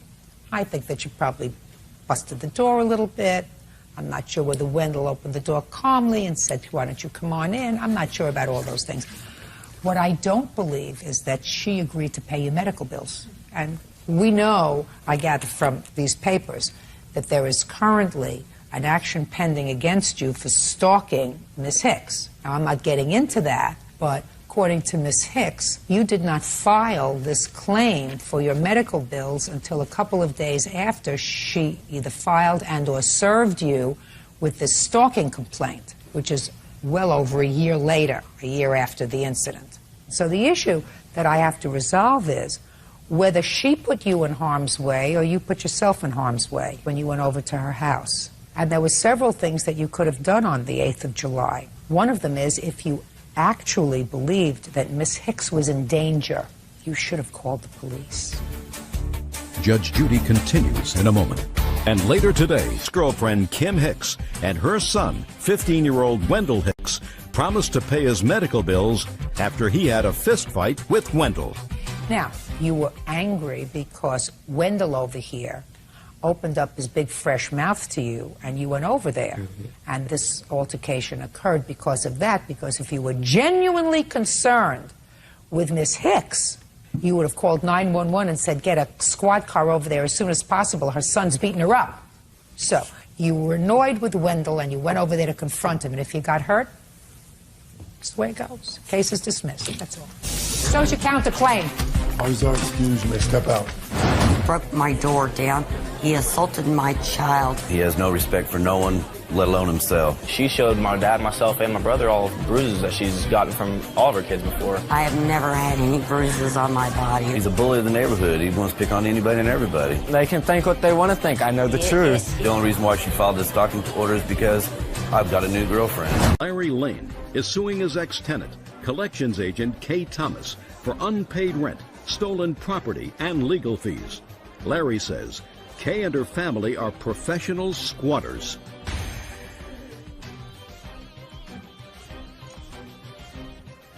Now, this is case number 419 on the calendar, the matter of Lane versus Thomas. Parties have been sworn in. Judge, you may be seated. Folks have a seat. Mr. Lane, Miss Thomas was a tenant of yours. Yes, that's correct. And it is your claim that she owes you for rent, certain property that she took from the apartment or house that she had rented when she ultimately moved out, and that she also owes you for filing false charges against you in her application for a protective order. You claim that Miss Thomas and her family are professional squatters. Yes, I do. Which means that they go into people's homes, they rent them, they pay rent for a while, and they stop paying, and since it takes very often 6 months to a year to get them out, they don't pay rent, and they go from place to place, and that's a scam.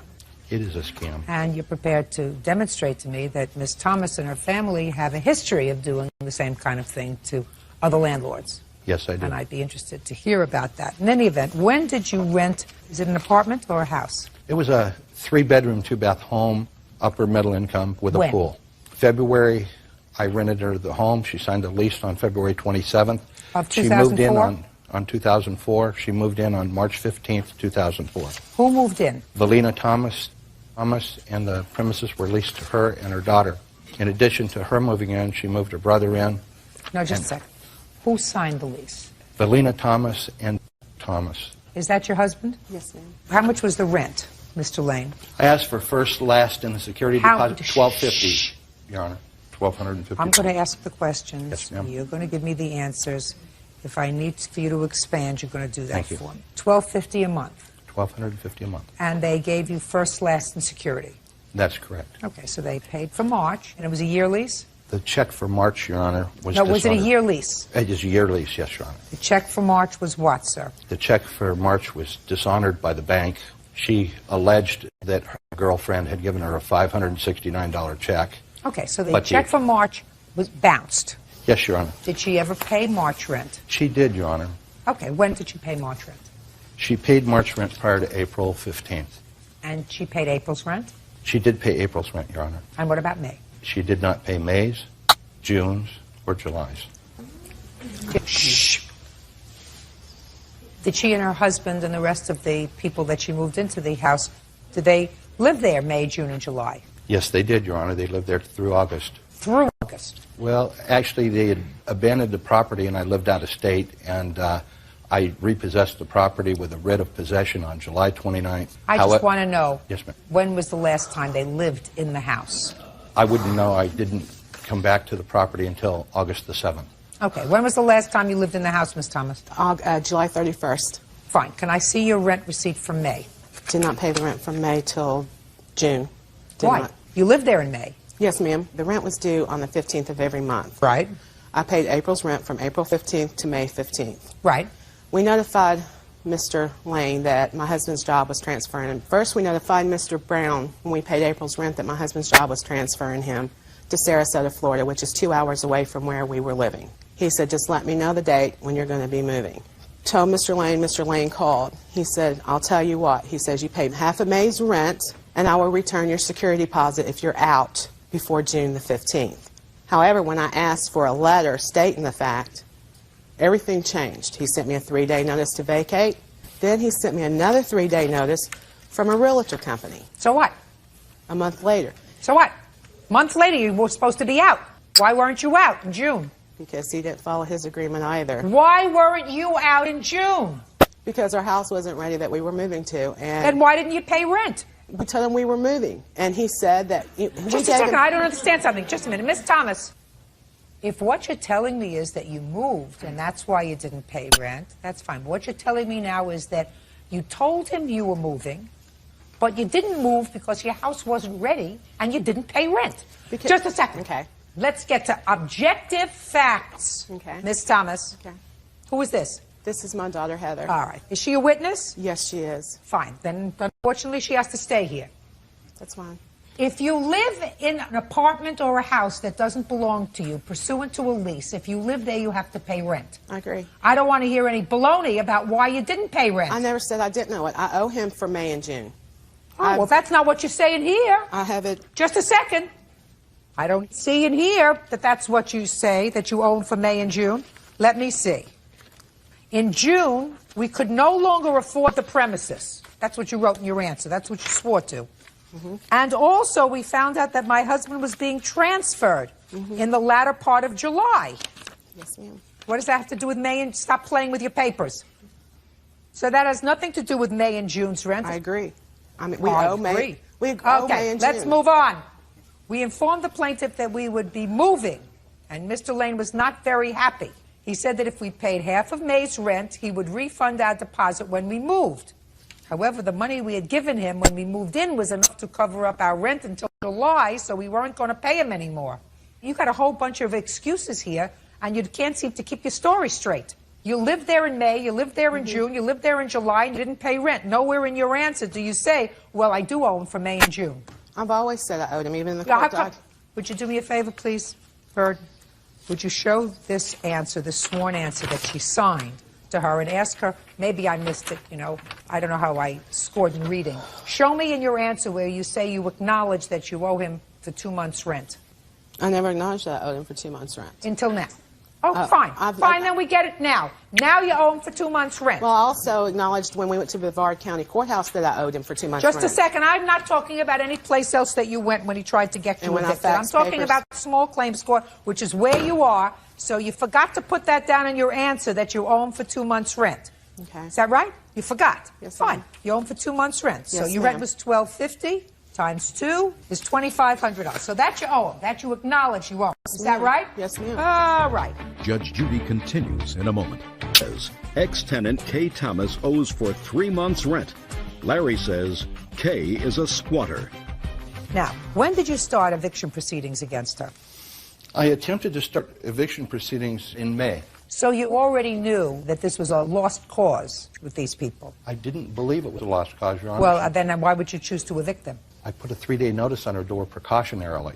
Sir, they owe you $2,500 for the 2 months' rent. What about July, Your Honor? Shh. Just a minute. Okay.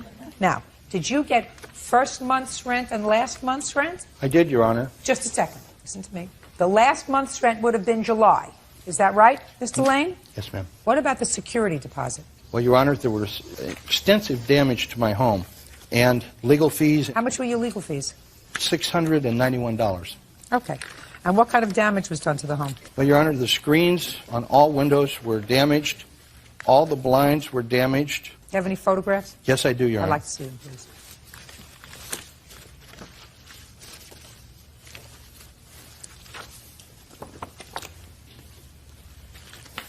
I also have receipts for blinds.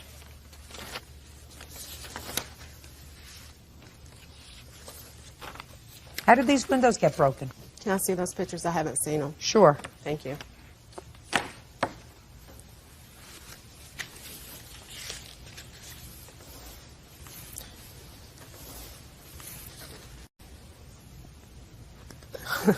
Your Honor, I have pictures also. I'd like to the see day them. before we moved in and the day we moved out. Would you like to see those? I would.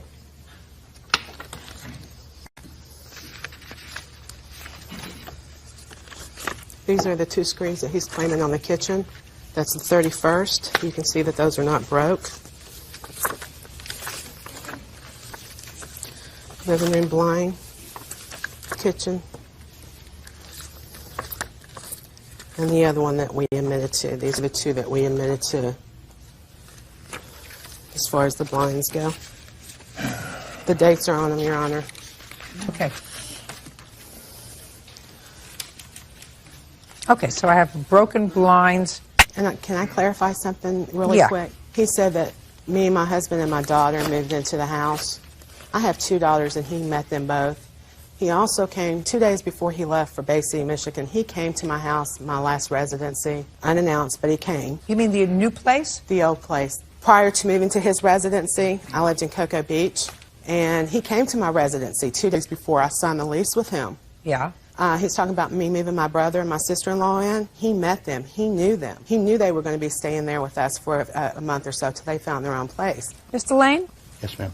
Defendant acknowledges at this juncture that she owes you 2 months' rent. I would take that and be happy. What about the furniture she stole? Now let's get to the furniture. All right. Show me pictures of the furniture. I can't. I can only show you receipts, Your Honor, because I'm What having furniture did photographs. you take, Miss Thomas? You indicate that you took some stuff from the house. I didn't take anything. I sold it. You sold it? Yes, ma'am. I have receipts to that, where I sold it to and how much I sold it for. Let me see. The last 2 pages.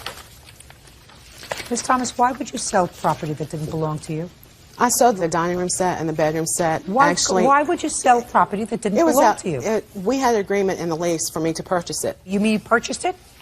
We Did you purchase it? No, we did not pay it in full. No, sir. No, ma'am. Okay. So you had a provision in the lease if you wanted to purchase it, but you didn't purchase it, and yet you sold it. Yes, ma'am. Well, you can't do that. I understand that. I did it out of anger because of what he done. He tried to have my electricity cut off. Your Honor, I have a subpoena from Florida Power and Light showing that I didn't turn her power off. You tried. But not only had she given them a false security number to get her power, she bounced checks on them, and that the power was turned off. And here it is, Your Honor, Can I see it, please? along with the subpoena. Fine. She also gave them a false address where she was moving to send the final bill. I corrected it for Florida Power and Light so they can collect from this deadbeat. Shh. You owe money? Yes, I'm paying them $75 a month. Yes, ma'am. For money that you owe them? Yes, ma'am. Well, I you made got to pay your arrangements. bills, madam. If you don't pay your bills, bad things happen. They turn off your lights, they turn off your Ma'am, water, they my turn off lights your were turned- electricity. That's what happens when you don't pay your bills. Listen, you can't sell property that doesn't belong to you. understand that. You didn't pay your electric bill. That's why you're paying $75 to make up what you owe them. Your Honor, her lights were turned off June 26th. Okay. Not interested in that. How much is this stuff worth, sir? Dining room table with a hutch, a wicker bedroom set, King-size bed, king-size bed. armoire. How much did she agree to pay in the lease for the things that she sold? She was going to pay $50 a month, but never consummated that. Just as, no, Mr. Lane. She was going to pay What- $50 a month and the balance on conclusion of the lease. The Okay, lease agreement shows $50 that. a month Paragraph 22, times page 12 is $600. 8. Yes, Your Honor. And the balance upon the termination of the lease, what was the furniture sold for, Mr. The Lane? furniture was sold for $1,250 $1,250 in total. total. Is Yes, that Your right? Honor. Mm-hmm. Is that right? That's correct. Then that's what you owe him. I understand that. Never said I didn't owe him for it. Yes, you did. Show her the answer. She said the stuff he left in the house was a bunch of junk. I was referring to Just a second. I was referring to the refrigerator. Show me in here where It's you not in that acknowledge that you owe him money for the furniture that you sold. It's not in there, ma'am. Right. It's not in there. I was Now, referring to the refrigerator. Mr. Lane, Yes, ma'am. I would like you to give me whatever proof you have that the Thomas family are squatters and scammers. Please. So far, I would tend to agree with you. Your Honor, I did a background investigation, and I should have done this prior to it, but my grandson was in a hospital. This shows that she was evicted. This is a background investigation from the internet that shows 6 bad checks and cable fraud. Anything else? Yes, I do. She currently is in Bradenton, Florida, in a diversion program for first-time offenders for bad checks. And I don't know about anything else, Your Honor. I just knew Is that all this- correct? Are you The currently- bad checks. Yeah, a bad check. Yes, ma'am. It was the first time offender where I wrote a bad check. Yes, ma'am. It was the first time you got caught. No. No, it's It was the first time you got caught. Your Honor, this account... I don't understand you, Miss Thomas. I don't understand why you believe. How old are you? 19. Ma'am. Well, she's not a baby, so she can be here. Your Honor, Listen. this account was written on a closed account, which she alleged somebody had given her a check. You already gave him a bad check. May I for see March. that Closed account? account. May I see that account, please? Yes, ma'am. And I took care of it. As soon as he told me that it had not been paid, I gave him the money. Care of it. Okay. Took it out of the Can I account. see it? So Your it Honor, wasn't she that told he... me that the check had bounced, and Yes, Listen ma'am. to me. Mr. Lane, Yes, ma'am. how long have you been a landlord? This was the first time I rented a piece of property, and I must have had stupid written right across my forehead. That's true. I understand. Your Honor, I have one other thing I'd like to say briefly. Go ahead. Your Honor, there was property in my garage, and when I reported my furniture missing to the police, they said it was a civil matter. They couldn't do anything. But the property that I had in my garage was a side-by-side refrigerator, a Craftsman lawnmower, and a power edger. She disposed of that equipment. I went back down to the police department. They sent me out to her house to inspect again to see if the property was moved indoors or in the backyard. And as I tried to go in, she had me arrested for battery. He was not arrested, Your Honor. He was never charged. She filed charges. I have police reports. Did you get your refrigerator back? No. And the other landlord, You didn't get it back. Did you get anything back that was in the garage? No, I didn't get anything back. Where's Not the even stuff? the keys to the house. Where's the stuff? I'm not talking about the keys. Where's the stuff? Can I explain what led up to that? No. I just asked you where the stuff is. It's gone. It's Mr. gone. Brown. It went to the refrigerator ferry. Where did it go? We got a junk guy got it because it was no good. The gasket on it was broke. It wasn't keeping the air in. It was leaking water. He left it. He did not want it. Just a second. When did you get rid of it? July the 8th. Well, if it was bothering you, why didn't you get rid of it when you first moved in instead We of were July the 8th? we were in the process of cleaning out the house, getting everything done. We had talked to Mr. Brown. He said he was given to you, whatever. Mr. Lane didn't want it. Do whatever you wanted to do with it. Did you say that to her? No, ma'am. We Of even course cleaned not. it out. Of course not.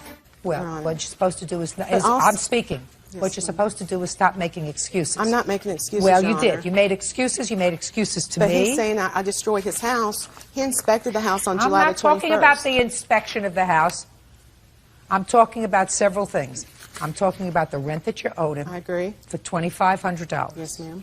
I'm talking about the furniture that you agreed to buy, which you didn't buy, which you sold. Yes, ma'am.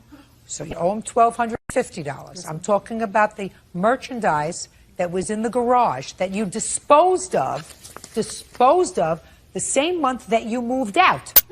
The same month that you moved out. You didn't say to me, listen, he had all this junk in the garage and I was paying for the garage, so when we moved in, I got some junk guy to come over and get rid of it. You disposed of it the same month that you were moving. Ms. Thomas, you did the wrong thing. And what you're supposed to do, put that down. What you're supposed to do when you do the wrong thing, especially if you have a child here, is you're supposed to say, I did the wrong thing. I did. I mean, I did that. Well, you didn't admit it to me in the answer. Judgment for the plaintiff in the amount of $5,000. That's all. Goodbye. Parties are excused. The previous two landlords, she also squatted on them and sold their property, including a refrigerator as well. I would advise any landlord to look at property research records and make sure that they're talking to the exact reference, because she gave me false references in this case. I started to walk into the house to inspect it. She went like this in the doorway. My belly touched her belly, and next thing I know, I've got an officer wanting to arrest me for assault. If you're going to be a landlord, and if you haven't done it before, hire a property management firm. I am not a property manager. My office manager of the insurance agency is a great office manager, but he's not a property manager either. They know how to evict them, they know how to detect them, and they know how to background check them. I'm glad that I was able to come to Judge Judy, because I know she's the only woman in this world that would be able to give these squatters the tongue lashing that they needed. Boyfriend Derek Jones for personal property. Court come to order. All rise. Have a seat, please. Hello, Judge. Case number 2063, Martin versus Hancock Jones. Thank you. You're welcome. Mr. Martin, how old are you, sir? I'm 46. Who was this with you? This is my girlfriend, Kimberly. Case is not unusual, but sad. Mr. Martin, you had a long history of drug addiction. I did. From when to when? From 2002 until December 1st, 2020. I've been clean for 2 years on the 1st of December. Good for you. Thank you. Did you manage to get clean by going into a residential facility? I did, yes. How long were you in a residential facility? I was in 23 days in an inpatient facility, and I was just over a month in an outpatient facility. Are you currently working? I am. What kind of work do you do? I'm a production manager for a soap and bath bomb company. How long have you been working for them? A year yesterday. Are you in touch with your folks? I am. Back in their good graces? Yes, ma'am. There was a time when that wasn't true. Correct. This is what I gather this case is about. Miss Hancock was your girlfriend. Yes. For how long? We dated from November 2019 until April 2020. We separated for a few months and got back together in July 2020 and separated again in September 2020, so 7 months. And it would be a fair statement, sir, that the reasons that you separated on both instances is because you relapsed into using drugs. Yes. And it would also be a fair statement that the first time you left the house at the defendant's request, you were unsuccessful permanently from ridding yourself of addiction, but you thought you were okay and you asked her to take you back. Yes. And she did. Yes. And you would have to acknowledge to me that made her, A, a forgiving person. Very. And someone who cared about you. Yes. I say all that to you because it's not my job today to exacerbate what appears to be a strained situation, which I assume from your papers has resulted in a final protective order in favor of Miss Hancock, keeping you away from her for how many years? Permanently. That was resolved, and it was resolved in her favor probably, and I don't know this for certain, probably with a plea from you. Yes. And when you enter a plea, the judge always asks you, you understand your right to have a trial, you have a right to examine witnesses, you have a right to call witnesses, and by making this admission, it is the same thing as a guilty verdict. Correct. Judge did tell you that. Yes. I assume. I mean, I remember making those statements many, many times a long, long time ago. I'm surprised I still remember any of it. And you're supposed to remain away from her. Yes. So the first question I have, well, I know why you're here. You're here because you say the last time she threw you out, and she threw you out not only because she found drugs that you were using again, but she had a fear that you were selling drugs out of the house, and she couldn't be involved with that, which is perfectly legitimate. You would have to acknowledge that. Absolutely. You'd also acknowledge, and I'm reading these papers sort of between the lines, your complaint, her answer, and the countersuit, that Miss Hancock had a child. Yes. A son. Yes. How old? When you were 15 living? at the time. And uber impressionable age, and the fact that you were abusing drugs in the house, it really exposed him to something that a teenager shouldn't be exposed to because his mother has feelings for that person who's drug addicted. Yes. And I assume you had warm feelings at some point for this 15-year-old. Absolutely. At the time, your parents had asked you to leave the house. I was living with my parents at the time. Jennifer asked me to move into the house because Mr. Jones had placed a GPS tracker on her car, and she was concerned about her safety with him. So you were dating at the time? Yes, I was living with my parents before I moved in, yes. Okay. Was that a happy situation? At the time it was, yes. It didn't get difficult to last. Moved away from that. And when you moved in with Miss Hancock, according to you, you were not paying rent. Correct. You were, in fact, working. I was. And according to, that's what you say in your papers. Yes, I bought things for the house. Yes. Those were exactly the words that you swore to. You said, I also spent over $10,000 on things for her place. Correct. In lieu of paying to live there. Correct. What things did you buy? I bought a dryer. Dryer? I put $1,200 into her son's Ford, fixing it. I bought... Okay, so you paid for some things for her son. What else did you buy for the house? We went to Costco several times and spent $1,000. Okay, so you towels. went, just a second. Yeah. I'm not interested in Costco several times. Yeah. You know, you do use toilet paper, don't you? Absolutely. What else did you buy for the household? I bought a battery for a Ford car. I bought a Keurig. I bought a rug, towels. I paid for the vacations while we were together. I bought some home lights for the outside. Come on. Keep going. What else did you buy? And what else did you buy for the house? So far, we're not close to $10,000. That's all. Well, you swore to the fact that you spent $10,000, that you bought things for the house in lieu of rent.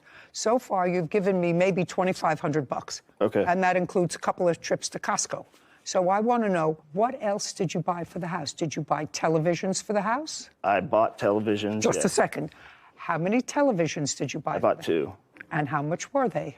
One was $1,700, the other one was $500. What else did you buy for the house? Those are the only items I remember buying for the house. Great. Now, what items do you claim that, because that's what this is about so far, what items do you claim that Miss Hancock kept that belonged to you when she told you to leave the second time? I have text messages saying... No, don't tell me text. I don't want to hear text messages. I want to hear what items you claim are your property that she kept when she told you to leave the second time. That requires things: a fishbowl, a guppy, a pair of shoes, a tie. And if you say any of those things, I'm going to throw you out of here because I don't waste my time over guppies. Yeah. So tell me what you are alleging that she kept. 2 TVs. Okay.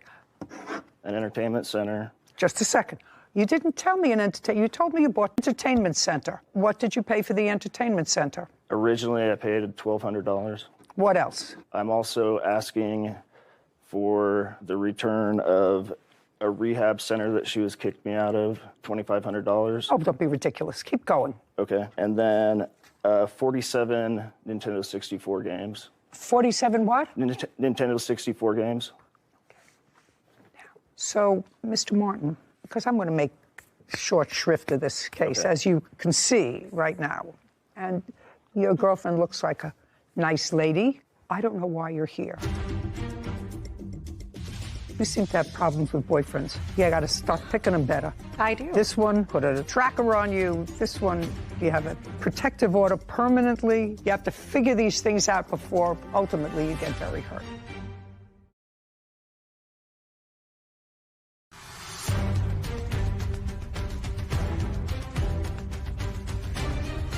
Brian Martin claims his ex-girlfriend, Jennifer Hancock, and her ex-boyfriend, Derek Jones, owe for personal property. Jennifer and Derek are countersuing for harassment. Okay, so far, all the things that you told me that you bought for the house barely add up to the $10,000 that you swore that you purchased for things for the house in lieu of paying rent. Do you understand? I do. If I may also add, when we were separated the first time, I sold my marital home for $47,000. I cashed it at my bank and I put it into an account with her that I was an authorized user on. I did not get that money back because she removed my name from the account. So that money also went to purchase things while we were together that were for the house. I don't remember specifically what we bought. It was close to $20,000 that wasn't returned. But Mr. Martin, I can understand that. But, you know, this is a court. Okay. This is not a guessing game. This is not a game show. If you're saying that because of whatever reason you put your money into an account that she had access to and you spent money together, I mean, it was a time that was a fog. Did Miss Hancock and or Mr. Jones ever return any property to you or to your parents' house? They did on November 20th. That was in 2021? Yes. What month in 2021 did they return things to your parents' house? It was November 20th to the 21st during the night. Were you present? I was not. I did not live there. So I would assume that you found out that that property was delivered to your parents' house from either Miss Hancock or your parents. My parents. And your parents aren't here today.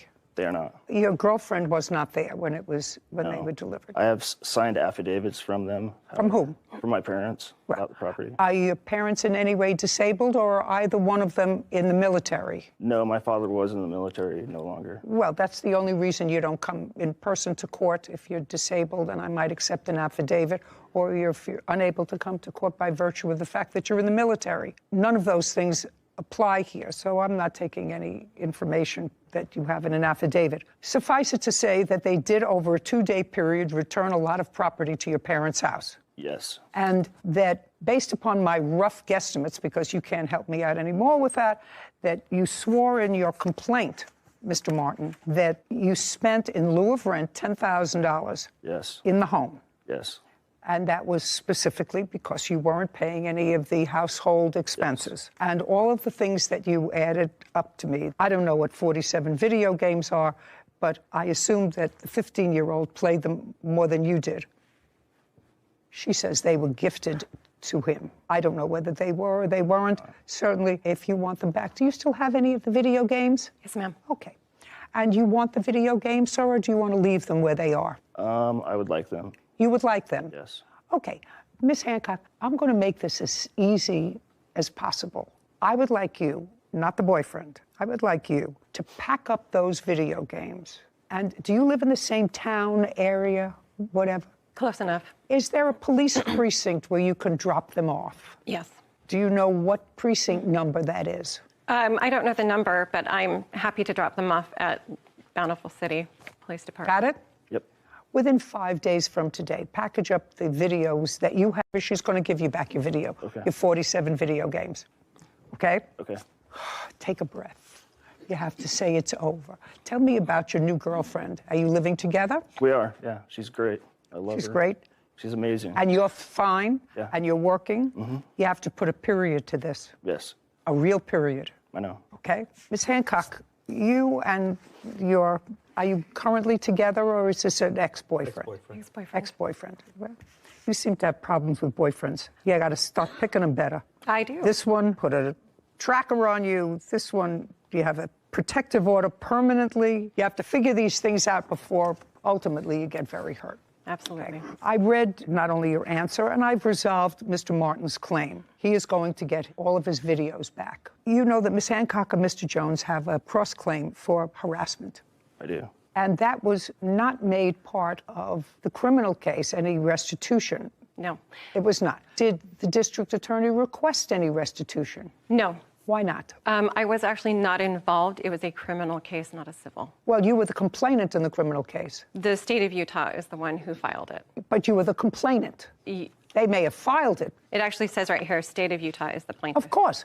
So, I know that I did contact the police and ask them to so do this. You Yes. were the complainant. Okay, yes. You know, it's the state of New York versus John Jones. It's the state of Utah versus John Jones, but there has to be a complainant. Yes. Somebody who was robbed, somebody who was the victim of stalking, somebody who was the victim of an assault. That's the complainant. That's who you were. Sorry, I misunderstood. Did you ever ask the district attorney for compensation for lost wages or anything else that you suffered as a result of this stalking? No, I was not aware I could actually do that.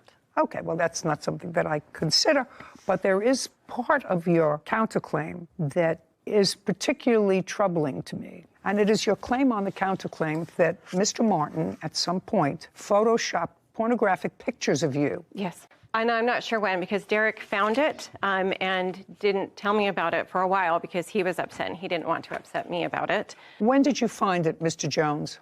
That would have been after this first bogus stalking injunction he filed and lost. Bogus? He filed a fraudulent stalking injunction. He filed Stalking? Against me. So it was after that? Mm-hmm. And that was May of 2021? I'm trying to tell Mr. Martin, and I don't know how to make it any more clear to him, that his path going forward has to be putting a period, that in this whole scenario, you were the culprit. I did not do what they're claiming right there. Absolutely, 100%. I did not. You did not? Absolutely not. Okay. Let us assume, Mr. Jones, that you found on your car a pornographic picture that had been photoshopped with Miss Hancock's face and someone else's body. I'm assuming for a moment that that's true. Not that I have to look at it. I assume for the moment that's true. What proof do you have that Mr. Martin put that on your car? Well, the problem is I don't have any proof of that, but he had put other signs up. I have a police report. He was hanging signs on my property. He got arrested for doing that and tased. Okay. I mean... What I'm asking you specifically, that's what I'm particularly concerned about. We couldn't prove it was him. We couldn't prove it was him. Okay, fine. Do you have a new boyfriend? No, I do not. In what month was the protective order made final? May of 2022. Other than this experience, what happened? Oh, there's a fly. There's a fly. Oh, Mr. Jones, I'm expert at flies. It's not coming.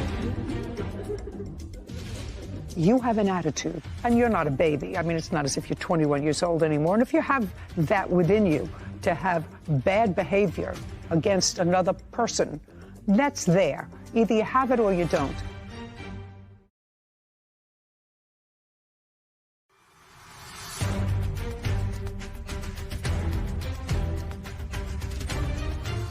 Brian Martin has accused his ex-girlfriend, Jennifer Hancock, and her ex-boyfriend, Derek Jones, of keeping his personal property. Jennifer and Derek are countersuing, claiming Brian was harassing them.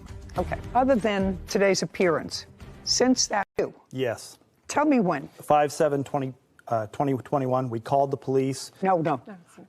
Pay careful attention to my question, Mr. Jones. Between May of 2022 and today, have you had any contact with Mr. Martin? Just his files, his claims. He keeps filing protective orders against me. When was the last time he filed a protective order against you? Well, he tried filing one a week before this, and I have that A week as well. before what? Before this case. Okay. And I have What that police date? report. They told him no. Okay. So they didn't allow him to file it? That one. But he's filed several others. I'm talking about between May... Nope, that's the last one. That was the last one. I'd like to see it, please, Kevin.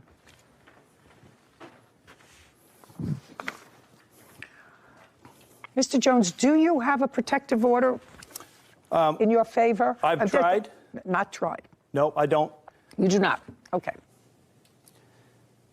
Your Honor, I have a video of catching him stalking my house, hanging signs.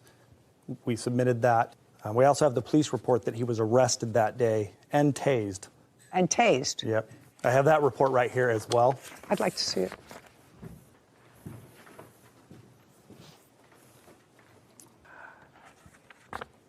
Mr. Jones, I'm going to go back to just May of 2020. Since May of 2020, have you had any contact with him? The answer is either yes or no. Yes. When? He's submitted letters to my family. He has emailed me. I'd like to see the letters he submitted to your family. These are some. He said, oh, there's more. These were cease and desist Just letters. 1 second. Just 1 second.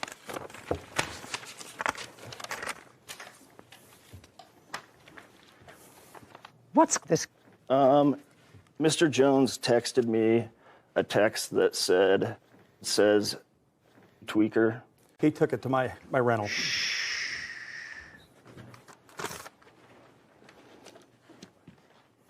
What are you giving me? These are letters he submitted to my houses or my rentals when he was trying to find me. Just a second. This was in relation. Mr. Jones had a temporary stalking injunction in place against him on February 7th, 2021. On May 5th, 2021, he was served that stalking injunction, and that is when the incident with the Bountiful Police took place that you're reading right now. Mm-hmm. He showed up to where I was getting my oil change. In addition to that, he has sent Facebook messages to my girlfriend that she's I'm here going to testify tell you. on. I'm going to tell you that. You see how calm you are? Not him. You understand that? Not him. Probably not him, but definitely not him. And I'm going to just suggest to both of you that neither one of you want any other legal action. You already have a lifetime protective order issued against you in favor of Ms. Hancock. Yes. So I'm just telling you, I'd stay as far away from him, Mr. Martin, as I possibly could. Go a mile out of your way rather than go anywhere near where he is. That's fine. That's what I'm doing now. now. Mr. Jones, you have, and I've been around here for a long time, these kinds of buildings for a long time, you have an attitude. I can tell you have an attitude. And things may have been bad historically, but you know your behavior wasn't perfect historically. You would agree with that with Ms. Hancock, correct? Oh, absolutely. You would agree with that. Okay. And you're not a baby. I mean, it's not as if you're 21 years old anymore. And if you have that within you to have bad behavior against another person, that's there. Either you have it or you don't. And what I'm suggesting to you is that this is not going to be a good outcome if this animus continues. She's not your girlfriend anymore. He's got a new girlfriend. You don't have anything to do with him anymore. Nothing.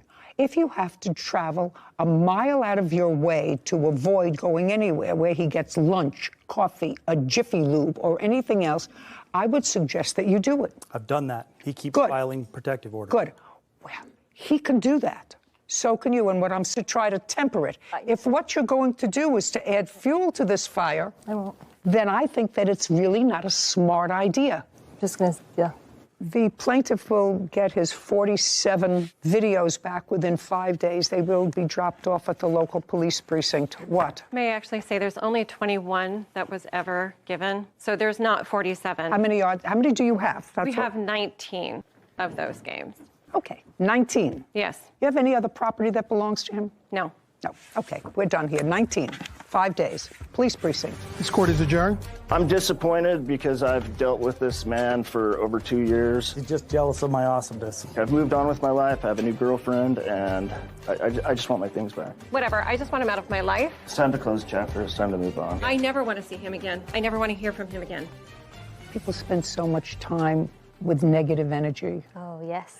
Sarah, if the one thing that you and all other single people out there can take away from this case is that women are supposed to be smart. And clearly, she had a nose for bad boys. Yeah. Because according to what we heard, the reason she invited him to come and live with her was because the different problem with a different co-defendant, Mr. Jones, was really stalking her. Mm-hmm. And the same problem she had with the plaintiff. But stalking is an odd one. You have to be a little bit off to engage in stalking, to really terrorize somebody. Especially to the level of legal action for stalking. Yeah. Because I know the standard for getting a restraining order, even a temporary one, is very high, the standard. There has to be some pretty serious stuff that the judge reads. And he pled guilty. Mm-hmm. But Mr. Jones also acknowledged that he had not treated her well. So it's always sad to me when perfectly reasonable women, sometimes because of their need to nest, will choose subpar mates. I think it's more important to hold on to your own energy than to allow it to seep into these negative wells that will just run you dry. You're out. Tracked. Court come to order. All rise. Have a seat, please. Case number 2030, Gordon versus Jackson Smith. Thank you. You're welcome.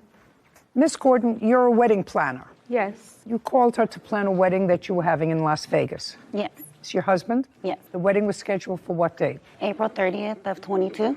Your lawsuit against the defendants is for the balance of a fee that you say is due and owing to you. Ms. Jackson and Mr. Smith are counterclaiming for a whole bunch of things. They said that not only didn't they get everything that they paid for, that you selected the venue, and they were ejected from the venue because they weren't allowed to have a wedding there or serve liquor. So what was your fee that you quoted the defendants, and how much of that fee did they pay? My fee for planning the wedding was $4,000. And that $4,000, was that fee reduced to a contract? Yes, it was. I'd like to see it. Okay.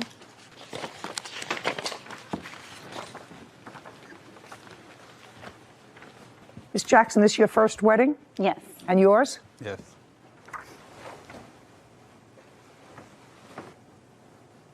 Okay, your total fee was $4,000 and a deposit of $2,000. Did they give you a deposit? Yes. Okay, so they signed an agreement to pay you $4,000. How much did they pay you in total? In total, for our planning fee, they paid... No, in total, how much did they pay your company? $2,000. $2,000. Correct. So how our company is set up is we're set up as an affordable payment plan for a wedding. So we set up our clients on a payment plan. So they also pay the expenses of all of their wedding through us. So you have to send them an invoice for what it was that you spent for the vendors. Correct. Okay. And then also the default of that contract states that if they miss payments, they have breached the contract. That's why we're here. Each of you is accusing the other of breaching this agreement. You say that they didn't finish paying you what they owed you, and they say you didn't furnish the services to them that they signed up for the wedding. They gave you $2,000, and the wedding was supposed to be held where? The banquet hall. Did you send them a deposit? No, because at that time she had not paid enough money. Just a second. The answer is no. You had not sent them a deposit. No. Had they sent you the deposit of $2,000? They sent me the deposit for our planning fee, yes. I'm talking about for your planning fee, $2,000. Yes. And how much was the deposit for? 50% of $16,000, which was $8,000. And where is the invoice for that you sent them? I don't have that invoice because she was not able to secure the venue. I read it. And from what I read in your complaint, the original venue that you secured, according to you, was rendered unavailable. That venue because she could not keep up with the payments and did not submit money for a deposit. The second venue was the R&R Event Center. That venue she lost because a pipe broke in the venue. Okay, just a second. R&R Event Center. And when was that taken? That was booked on March 11th, 2022. And I do have the invoice for that. And how much was it? $2,250. Okay, that's much better than $8,000. Okay. Did she put in a deposit? Deposit was made from the monthly payments that she makes towards her wedding. Show me invoices that you sent her every month. Yes, I have that. Well, I'd like to see them. This is the statement of the account. It lists all the invoices that she was sent on a monthly basis. So she paid you the $20,000 that was invoiced. Her wedding cost a total of $23,600. No, that's not what I said. Opening balance was zero. Invoice $20,451.57. Paid $19,356.57. That's what this says. Uncross your arms. Correct. No, that's okay. That's so correct. She paid for everything. Now. No, she didn't pay for everything because, as I just stated, her wedding cost a total of $23,651. Let's go back to, because I see that we're not getting anywhere. Before her wedding, before anything happened, before she said, I do, and before he says, I take you, she paid practically $20,000, which was your original estimate and her budget for the wedding. There's a second. That's either a yes or a no.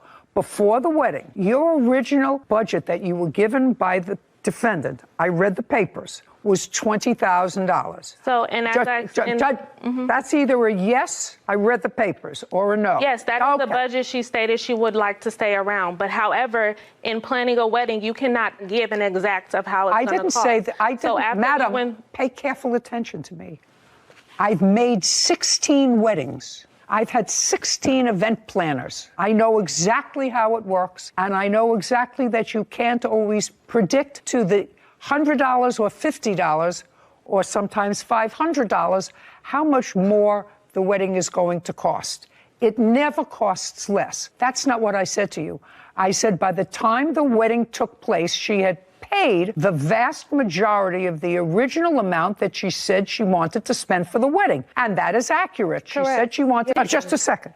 So the answer is no. That's what she wanted to spend, exclusive of your fee. Correct. Now, of your fee, she gave you an initial deposit, or they did, of $2,000. So that's either a yes or a no. She gave you $2,000.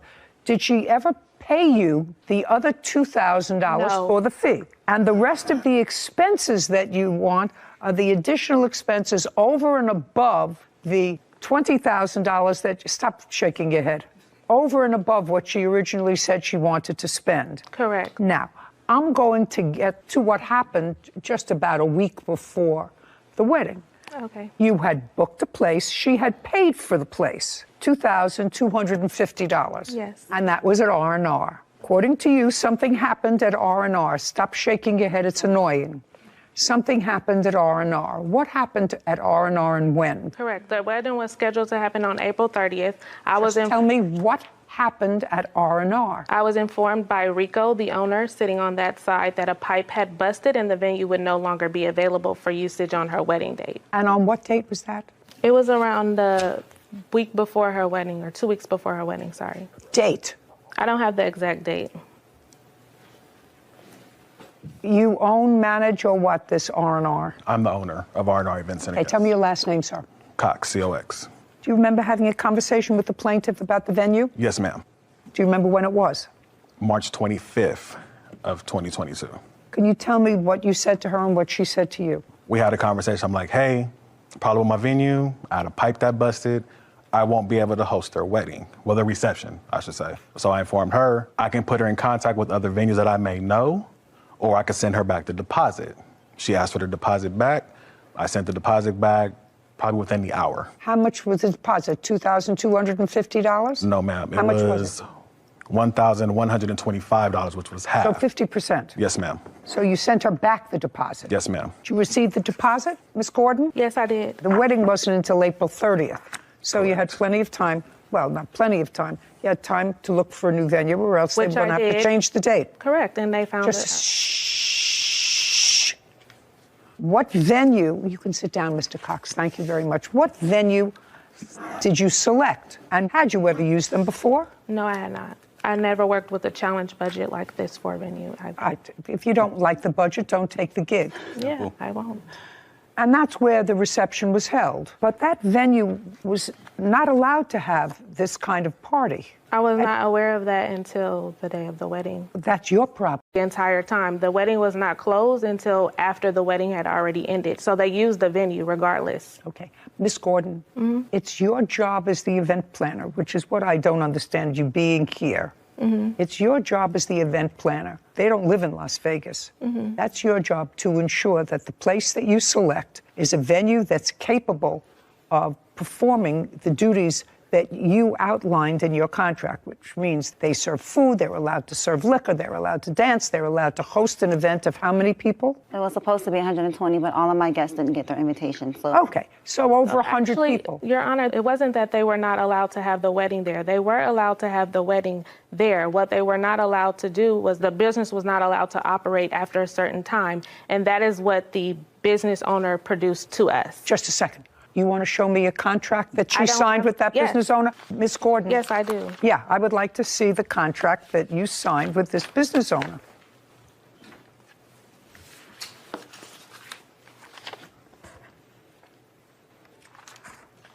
Sarah, just for my own information, would you look up this venue, please? Tell me what you find. Sure. Miss Gordon, this space was a little less money than the previous space that you had selected. Correct.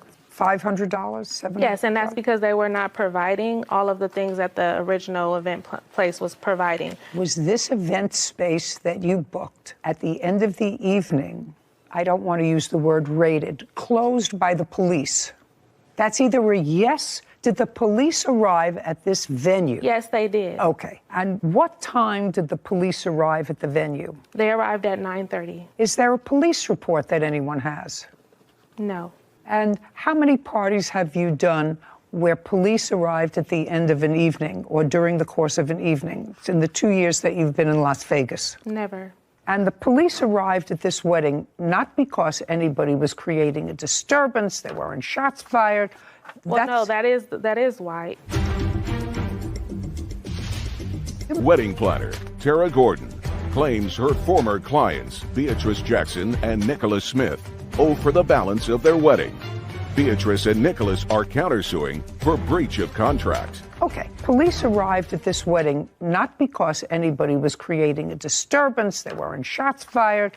Well, no, that is why. They initially had a report because I don't know that reason. Because she can attest to the altercation that took place prior, which is why we were even brought up on the radar, because the other businesses in the vicinity of where the business takes place had complained. There was a lot of altercation back and forth outside of the event because she refused to sign the agreed upon payment plan to continue payments after the wedding. You understand that I'm not particularly sympathetic. I'm not. I'm letting you know I'm not particularly sympathetic for the following reason. Somebody plans a wedding and has a budget of $20,000 plus your fee, so that's, say, $25,000 that they either put together or are saving up for a wedding, first for each. A week before the wedding, something happens with the venue, where the wedding could not be held at the venue of their choice. They're relying on an out-of-state wedding planner, that's you, to find a legitimate venue that is licensed to have an event. When they get to Las Vegas on the date of the wedding, you present them with a new contract. No, that is not true. When did you have it incorrect. Just a second. When did you give them? Because you said that the problem, which caused the police to come. Just a second.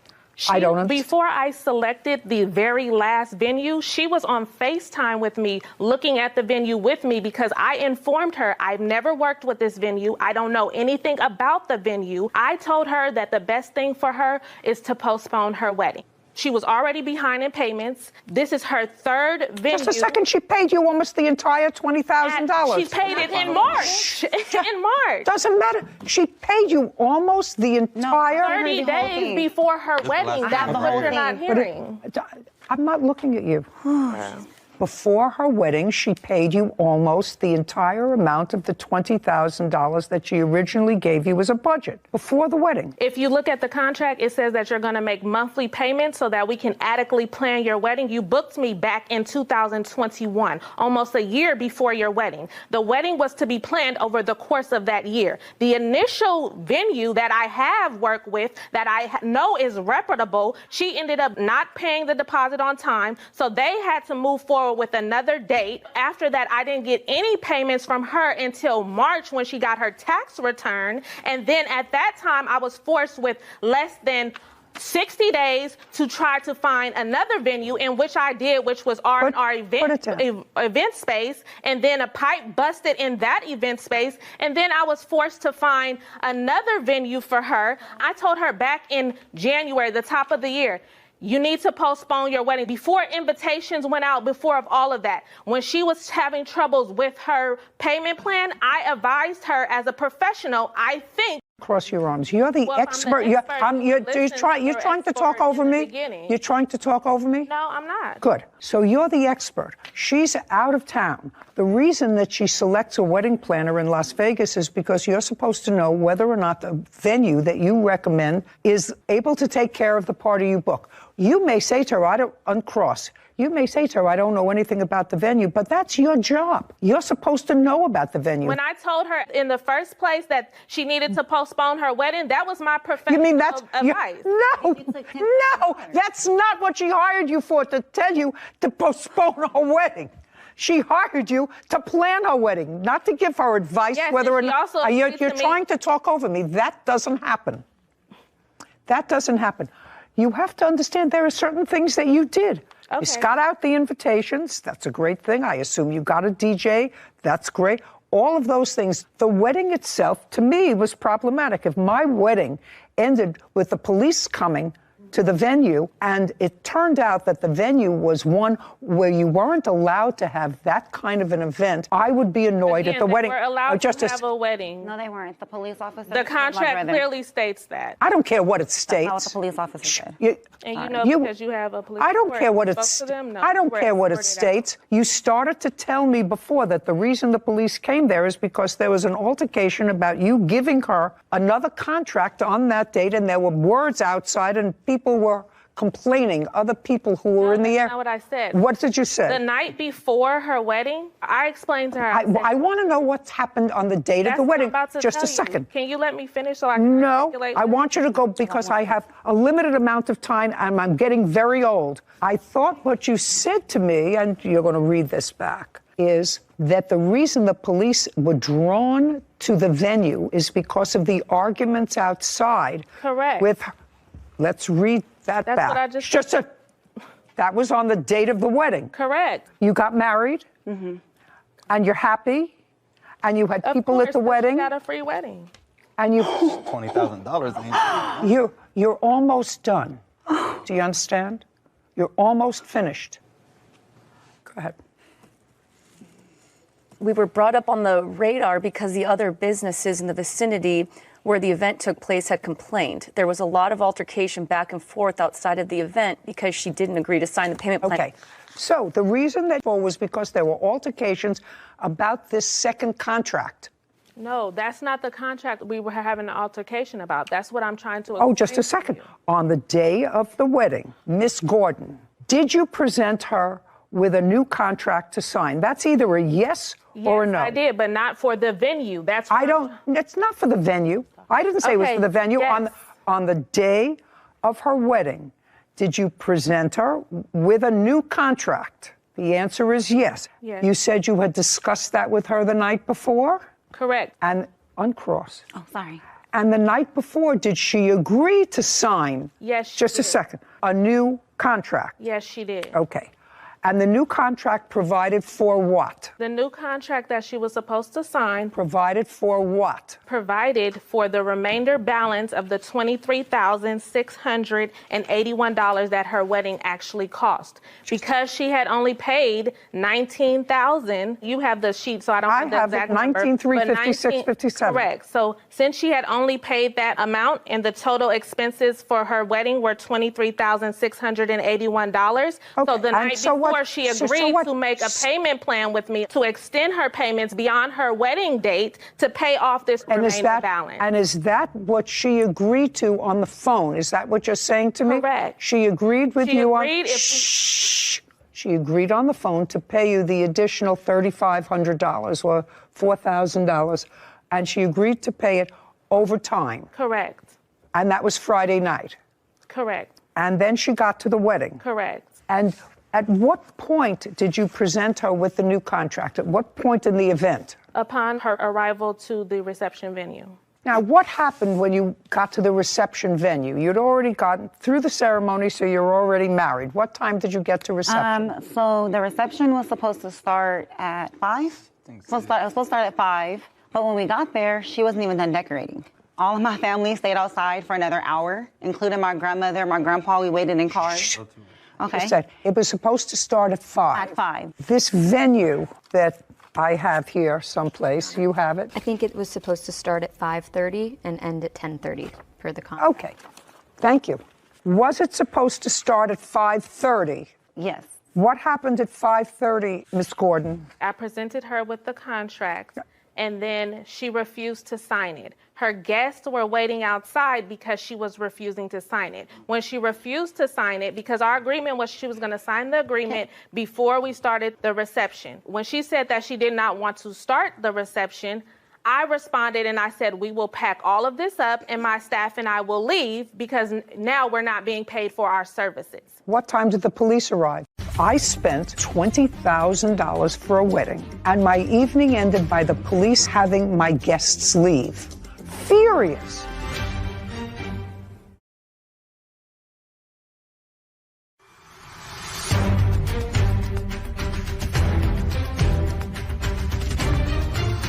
Wedding planner Tara Gordon has accused her former clients, Beatrice Jackson and Nicholas Smith, of refusing to pay the remaining wedding balance.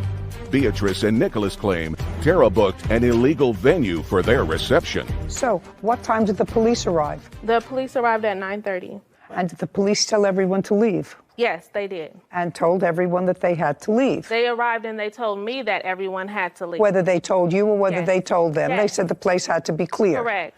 And that was an hour before the termination of the event. So at the end of the event was... The event was supposed to end at 10:30.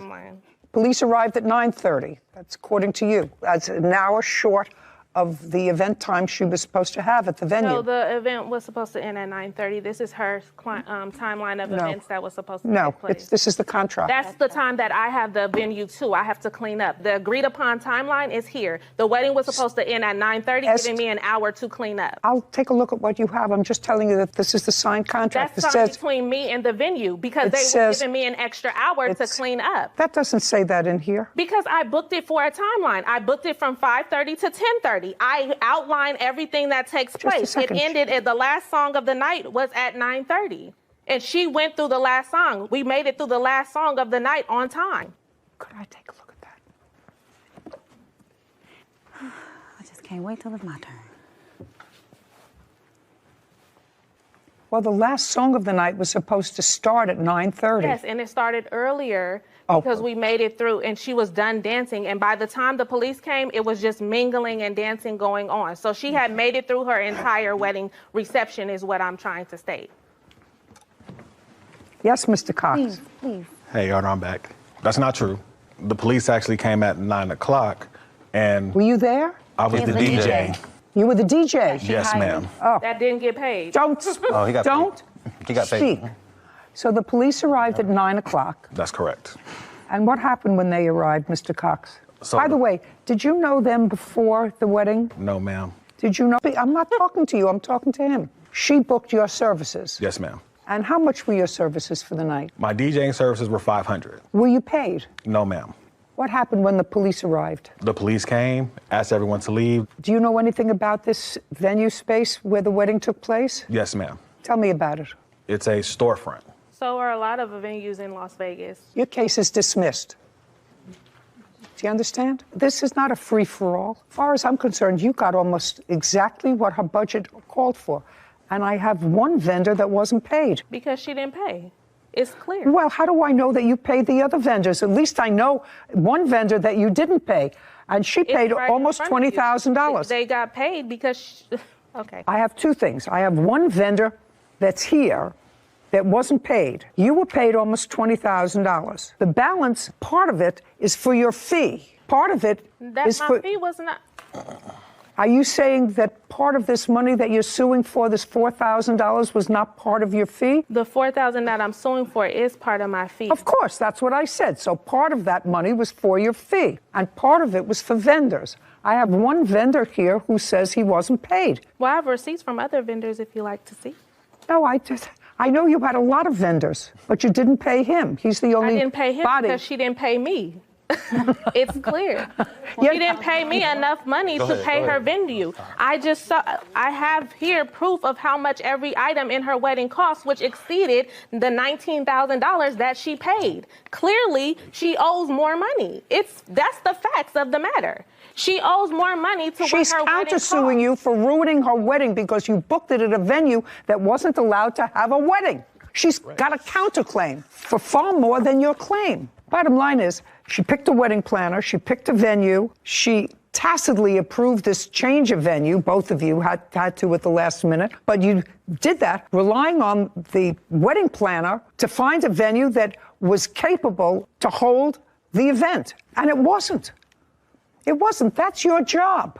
Your job is to find an appropriate place so that the police don't raid a wedding a half hour before it's over. That's not the way a wedding is supposed to end. So what I want you to tell me is you're suing her for $4,300. How much of that $4,300 is your fee? $2,000. And you didn't pay him? No. So that's 24 minus 500. You didn't pay him because you have to pay him. I paid him. Part of it was to pay him. I'm deducting it. Okay. I'm not paying you for your fee. Okay. You booked the wrong space for your fee. So far, I have $1,825. Other than the DJ, who else didn't you pay? Mr. Cox, could you stand up, please? You seem to want to tell me something, and since you didn't know either one of these parties, I'm going to let you tell me. Do you know any other vendor other than you who wasn't paid? The bartender also was not paid. Bartender. That's correct. Which is his wife. That's correct. I don't care if it was his wife or not. It was the bartender. Right, but what I'm saying was the bar was included. How much were you supposed to pay the bartender? The bar and the bartender came with him. He offered to do the bar and to DJ because his pipe busted. So what I'm saying is, he said, I'll bring my bar and I'll do a cash bar, meaning that's because a bar you can't have for $500. So right, we'll do a cash bar. Correct. Did you do a cash bar? Yes, ma'am, I did. Okay. So you made some money off the cash bar? Yes, ma'am. Yes, of course. Got it. Now you can sit. So what you paid him was $500 for both. And $150 for the bar. $650 total. That's what he charged them outside of the wedding. This is a very easy case for me. You were paid almost $20,000. I wasn't paid anything. I was paid $2,000. And I would feel doubly furious if on the day of my wedding, as a new bride of an hour, the event planner said to me, you can't go in unless you sign this contract, modifying our first contract. The contract was not to modify. Your case is dismissed. We're done. Okay. This court is adjourned. So you counterclaim. There are some things that I realized that, I could have done better. Basically, 10 days before the wedding, add additional $4,000 on top of $20,000. That never happened. It was just her way of just trying to come up on more money, in my opinion. At the end of the day, she had got her wedding. I'm actually sometimes surprised at professionals like this woman, who is an event planner, has a reputation. She was almost fully compensated for this event. And the wedding was, if it were my wedding, I would say, it's ruined by having a police shut it down. We had a wedding a month ago. What would you think if the police showed? You would not be happy if you paid any amount of money to a professional and had that happen. I really thought it was outrageous. The whole thing was just tacky, waiting outside the venue when she got there from the ceremony, and before she could go in, she had to sign the contract. That's really not what you do as a professional. Bad business. Bad business. आज हमें एक जबरदस्त game होने की पूरी उम्मीद है। तो तैयार रहिए धमाकेदार एक्शन के लिए।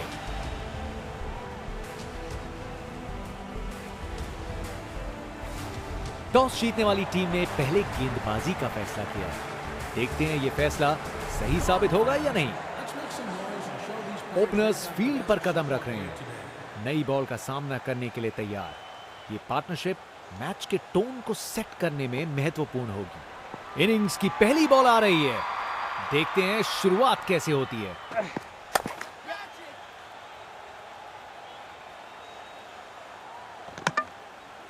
स्टैंड्स उत्साहित सपोर्टर से भरे हुए, एक जोशीला माहौल बना हुआ है।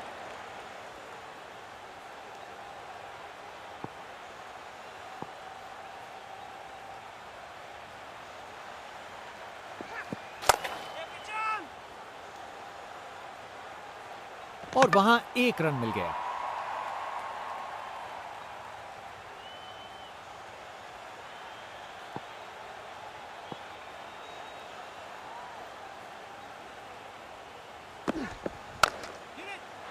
रोप के ऊपर से एक और गेंद स्टैंड्स में, टोटल में छक्का जोड़ दीजिए। वाह, क्या जबरदस्त शॉट था, बिल्कुल मिडिल से निकली बॉल सीधा आसमान में। बल्लेबाज का ऐसा कॉन्फिडेंस, आज लगता है नाश्ते में कॉर्नफ्लेक्स की जगह कॉन्फिडेंस खाया होगा।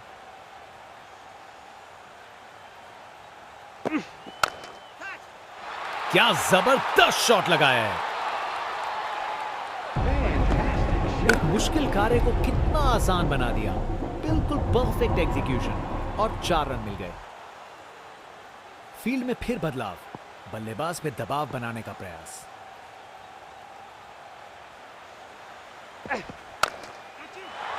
अरे ये तो शानदार शॉट है, बॉलर का कॉन्फिडेंस इससे जरूर गिरेगा।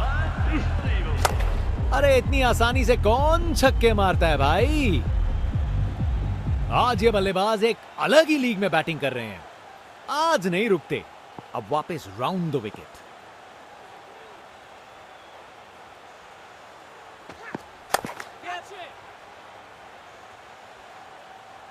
इनिंग्स का आखिरी ओवर, बैट्समैन पूरी कोशिश करेंगे बॉलर पे दबाव डालने।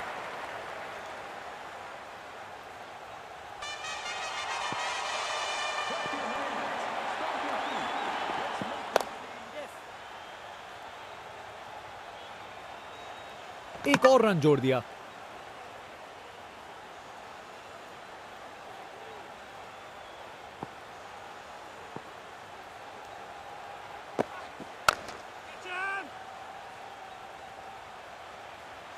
एक रन मिल जाएगा यहां। Over the wicket.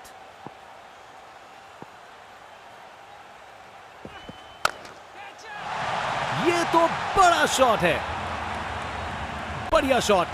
बैट ने सेक के रख दिया गेंद को।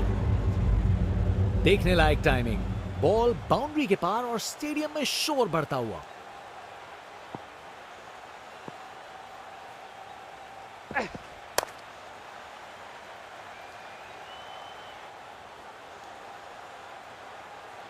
और वहां एक रन मिल गया।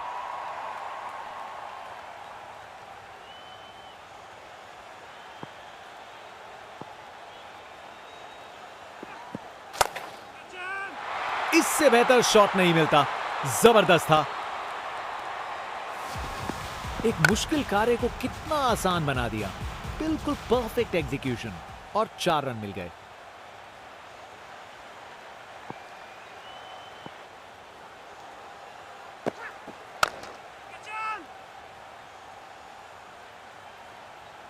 एक अच्छा ओवर खत्म हुआ। यह टारगेट एक बड़ा काम है, पर उन्हें यकीन करना होगा कि यह चेज मुमकिन है, वरना गेम निकल जाएगी।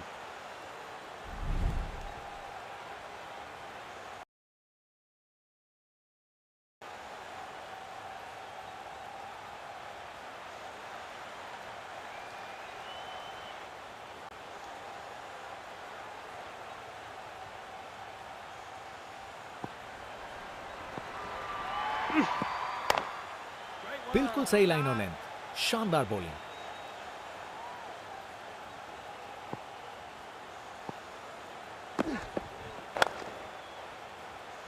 फील्डर ने पकड़ लिया, क्या कैच था। बैट्समैन वापस जाते हुए, उनकी इनिंग्स अब समाप्त।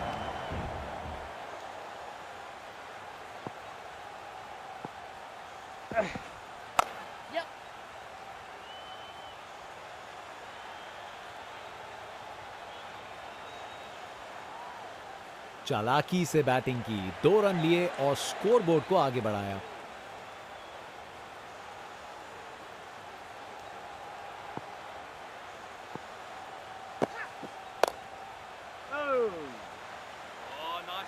शानदार डिलीवरी, बैट्समैन के पास कोई चांस ही नहीं था।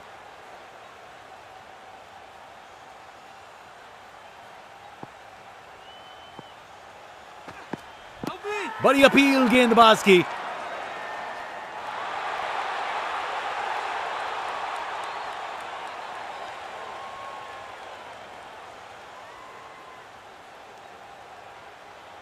बल्लेबाज को लग रहा है वो बच गए इस बार।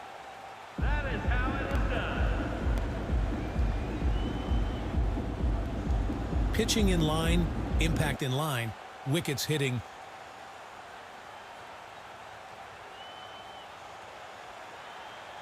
अंपायर ने दिया एकदम सही निर्णय। आउट। बैट्समैन को ड्रेसिंग रूम की तरफ वापस जाना पड़ेगा।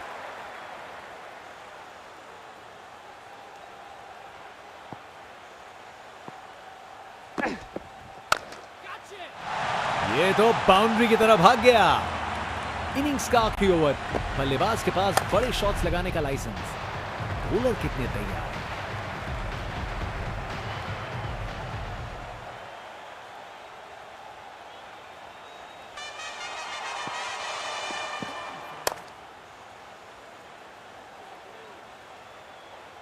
गैप में आसानी से सिंगल।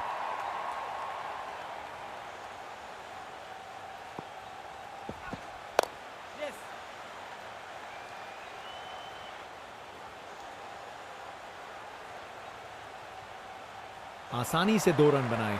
जबरदस्त रनिंग थी।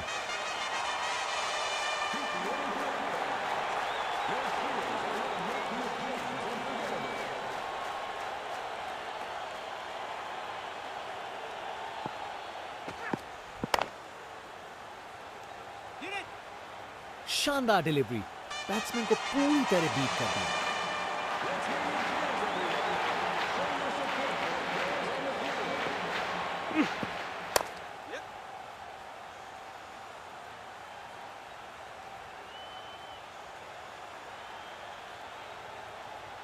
विकेट्स के बीच तेज भागदौड़।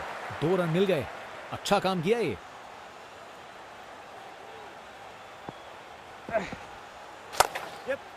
जबरदस्त ऑन ड्राइव, शानदार प्लेसमेंट और खूबसूरत टाइमिंग। एक मुश्किल कार्य को कितना आसान बना दिया। बिल्कुल परफेक्ट एग्जीक्यूशन और 4 रन मिल गए।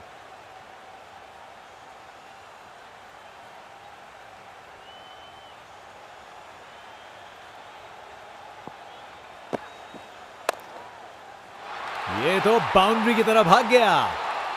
प्रेशर में बिखरे नहीं, निखर गए अपने ही निराले अंदाज में। अब संस्कारी नहीं, अब आविष्कारी क्रिकेट का जमाना है। एक एक्साइटिंग मुकाबला।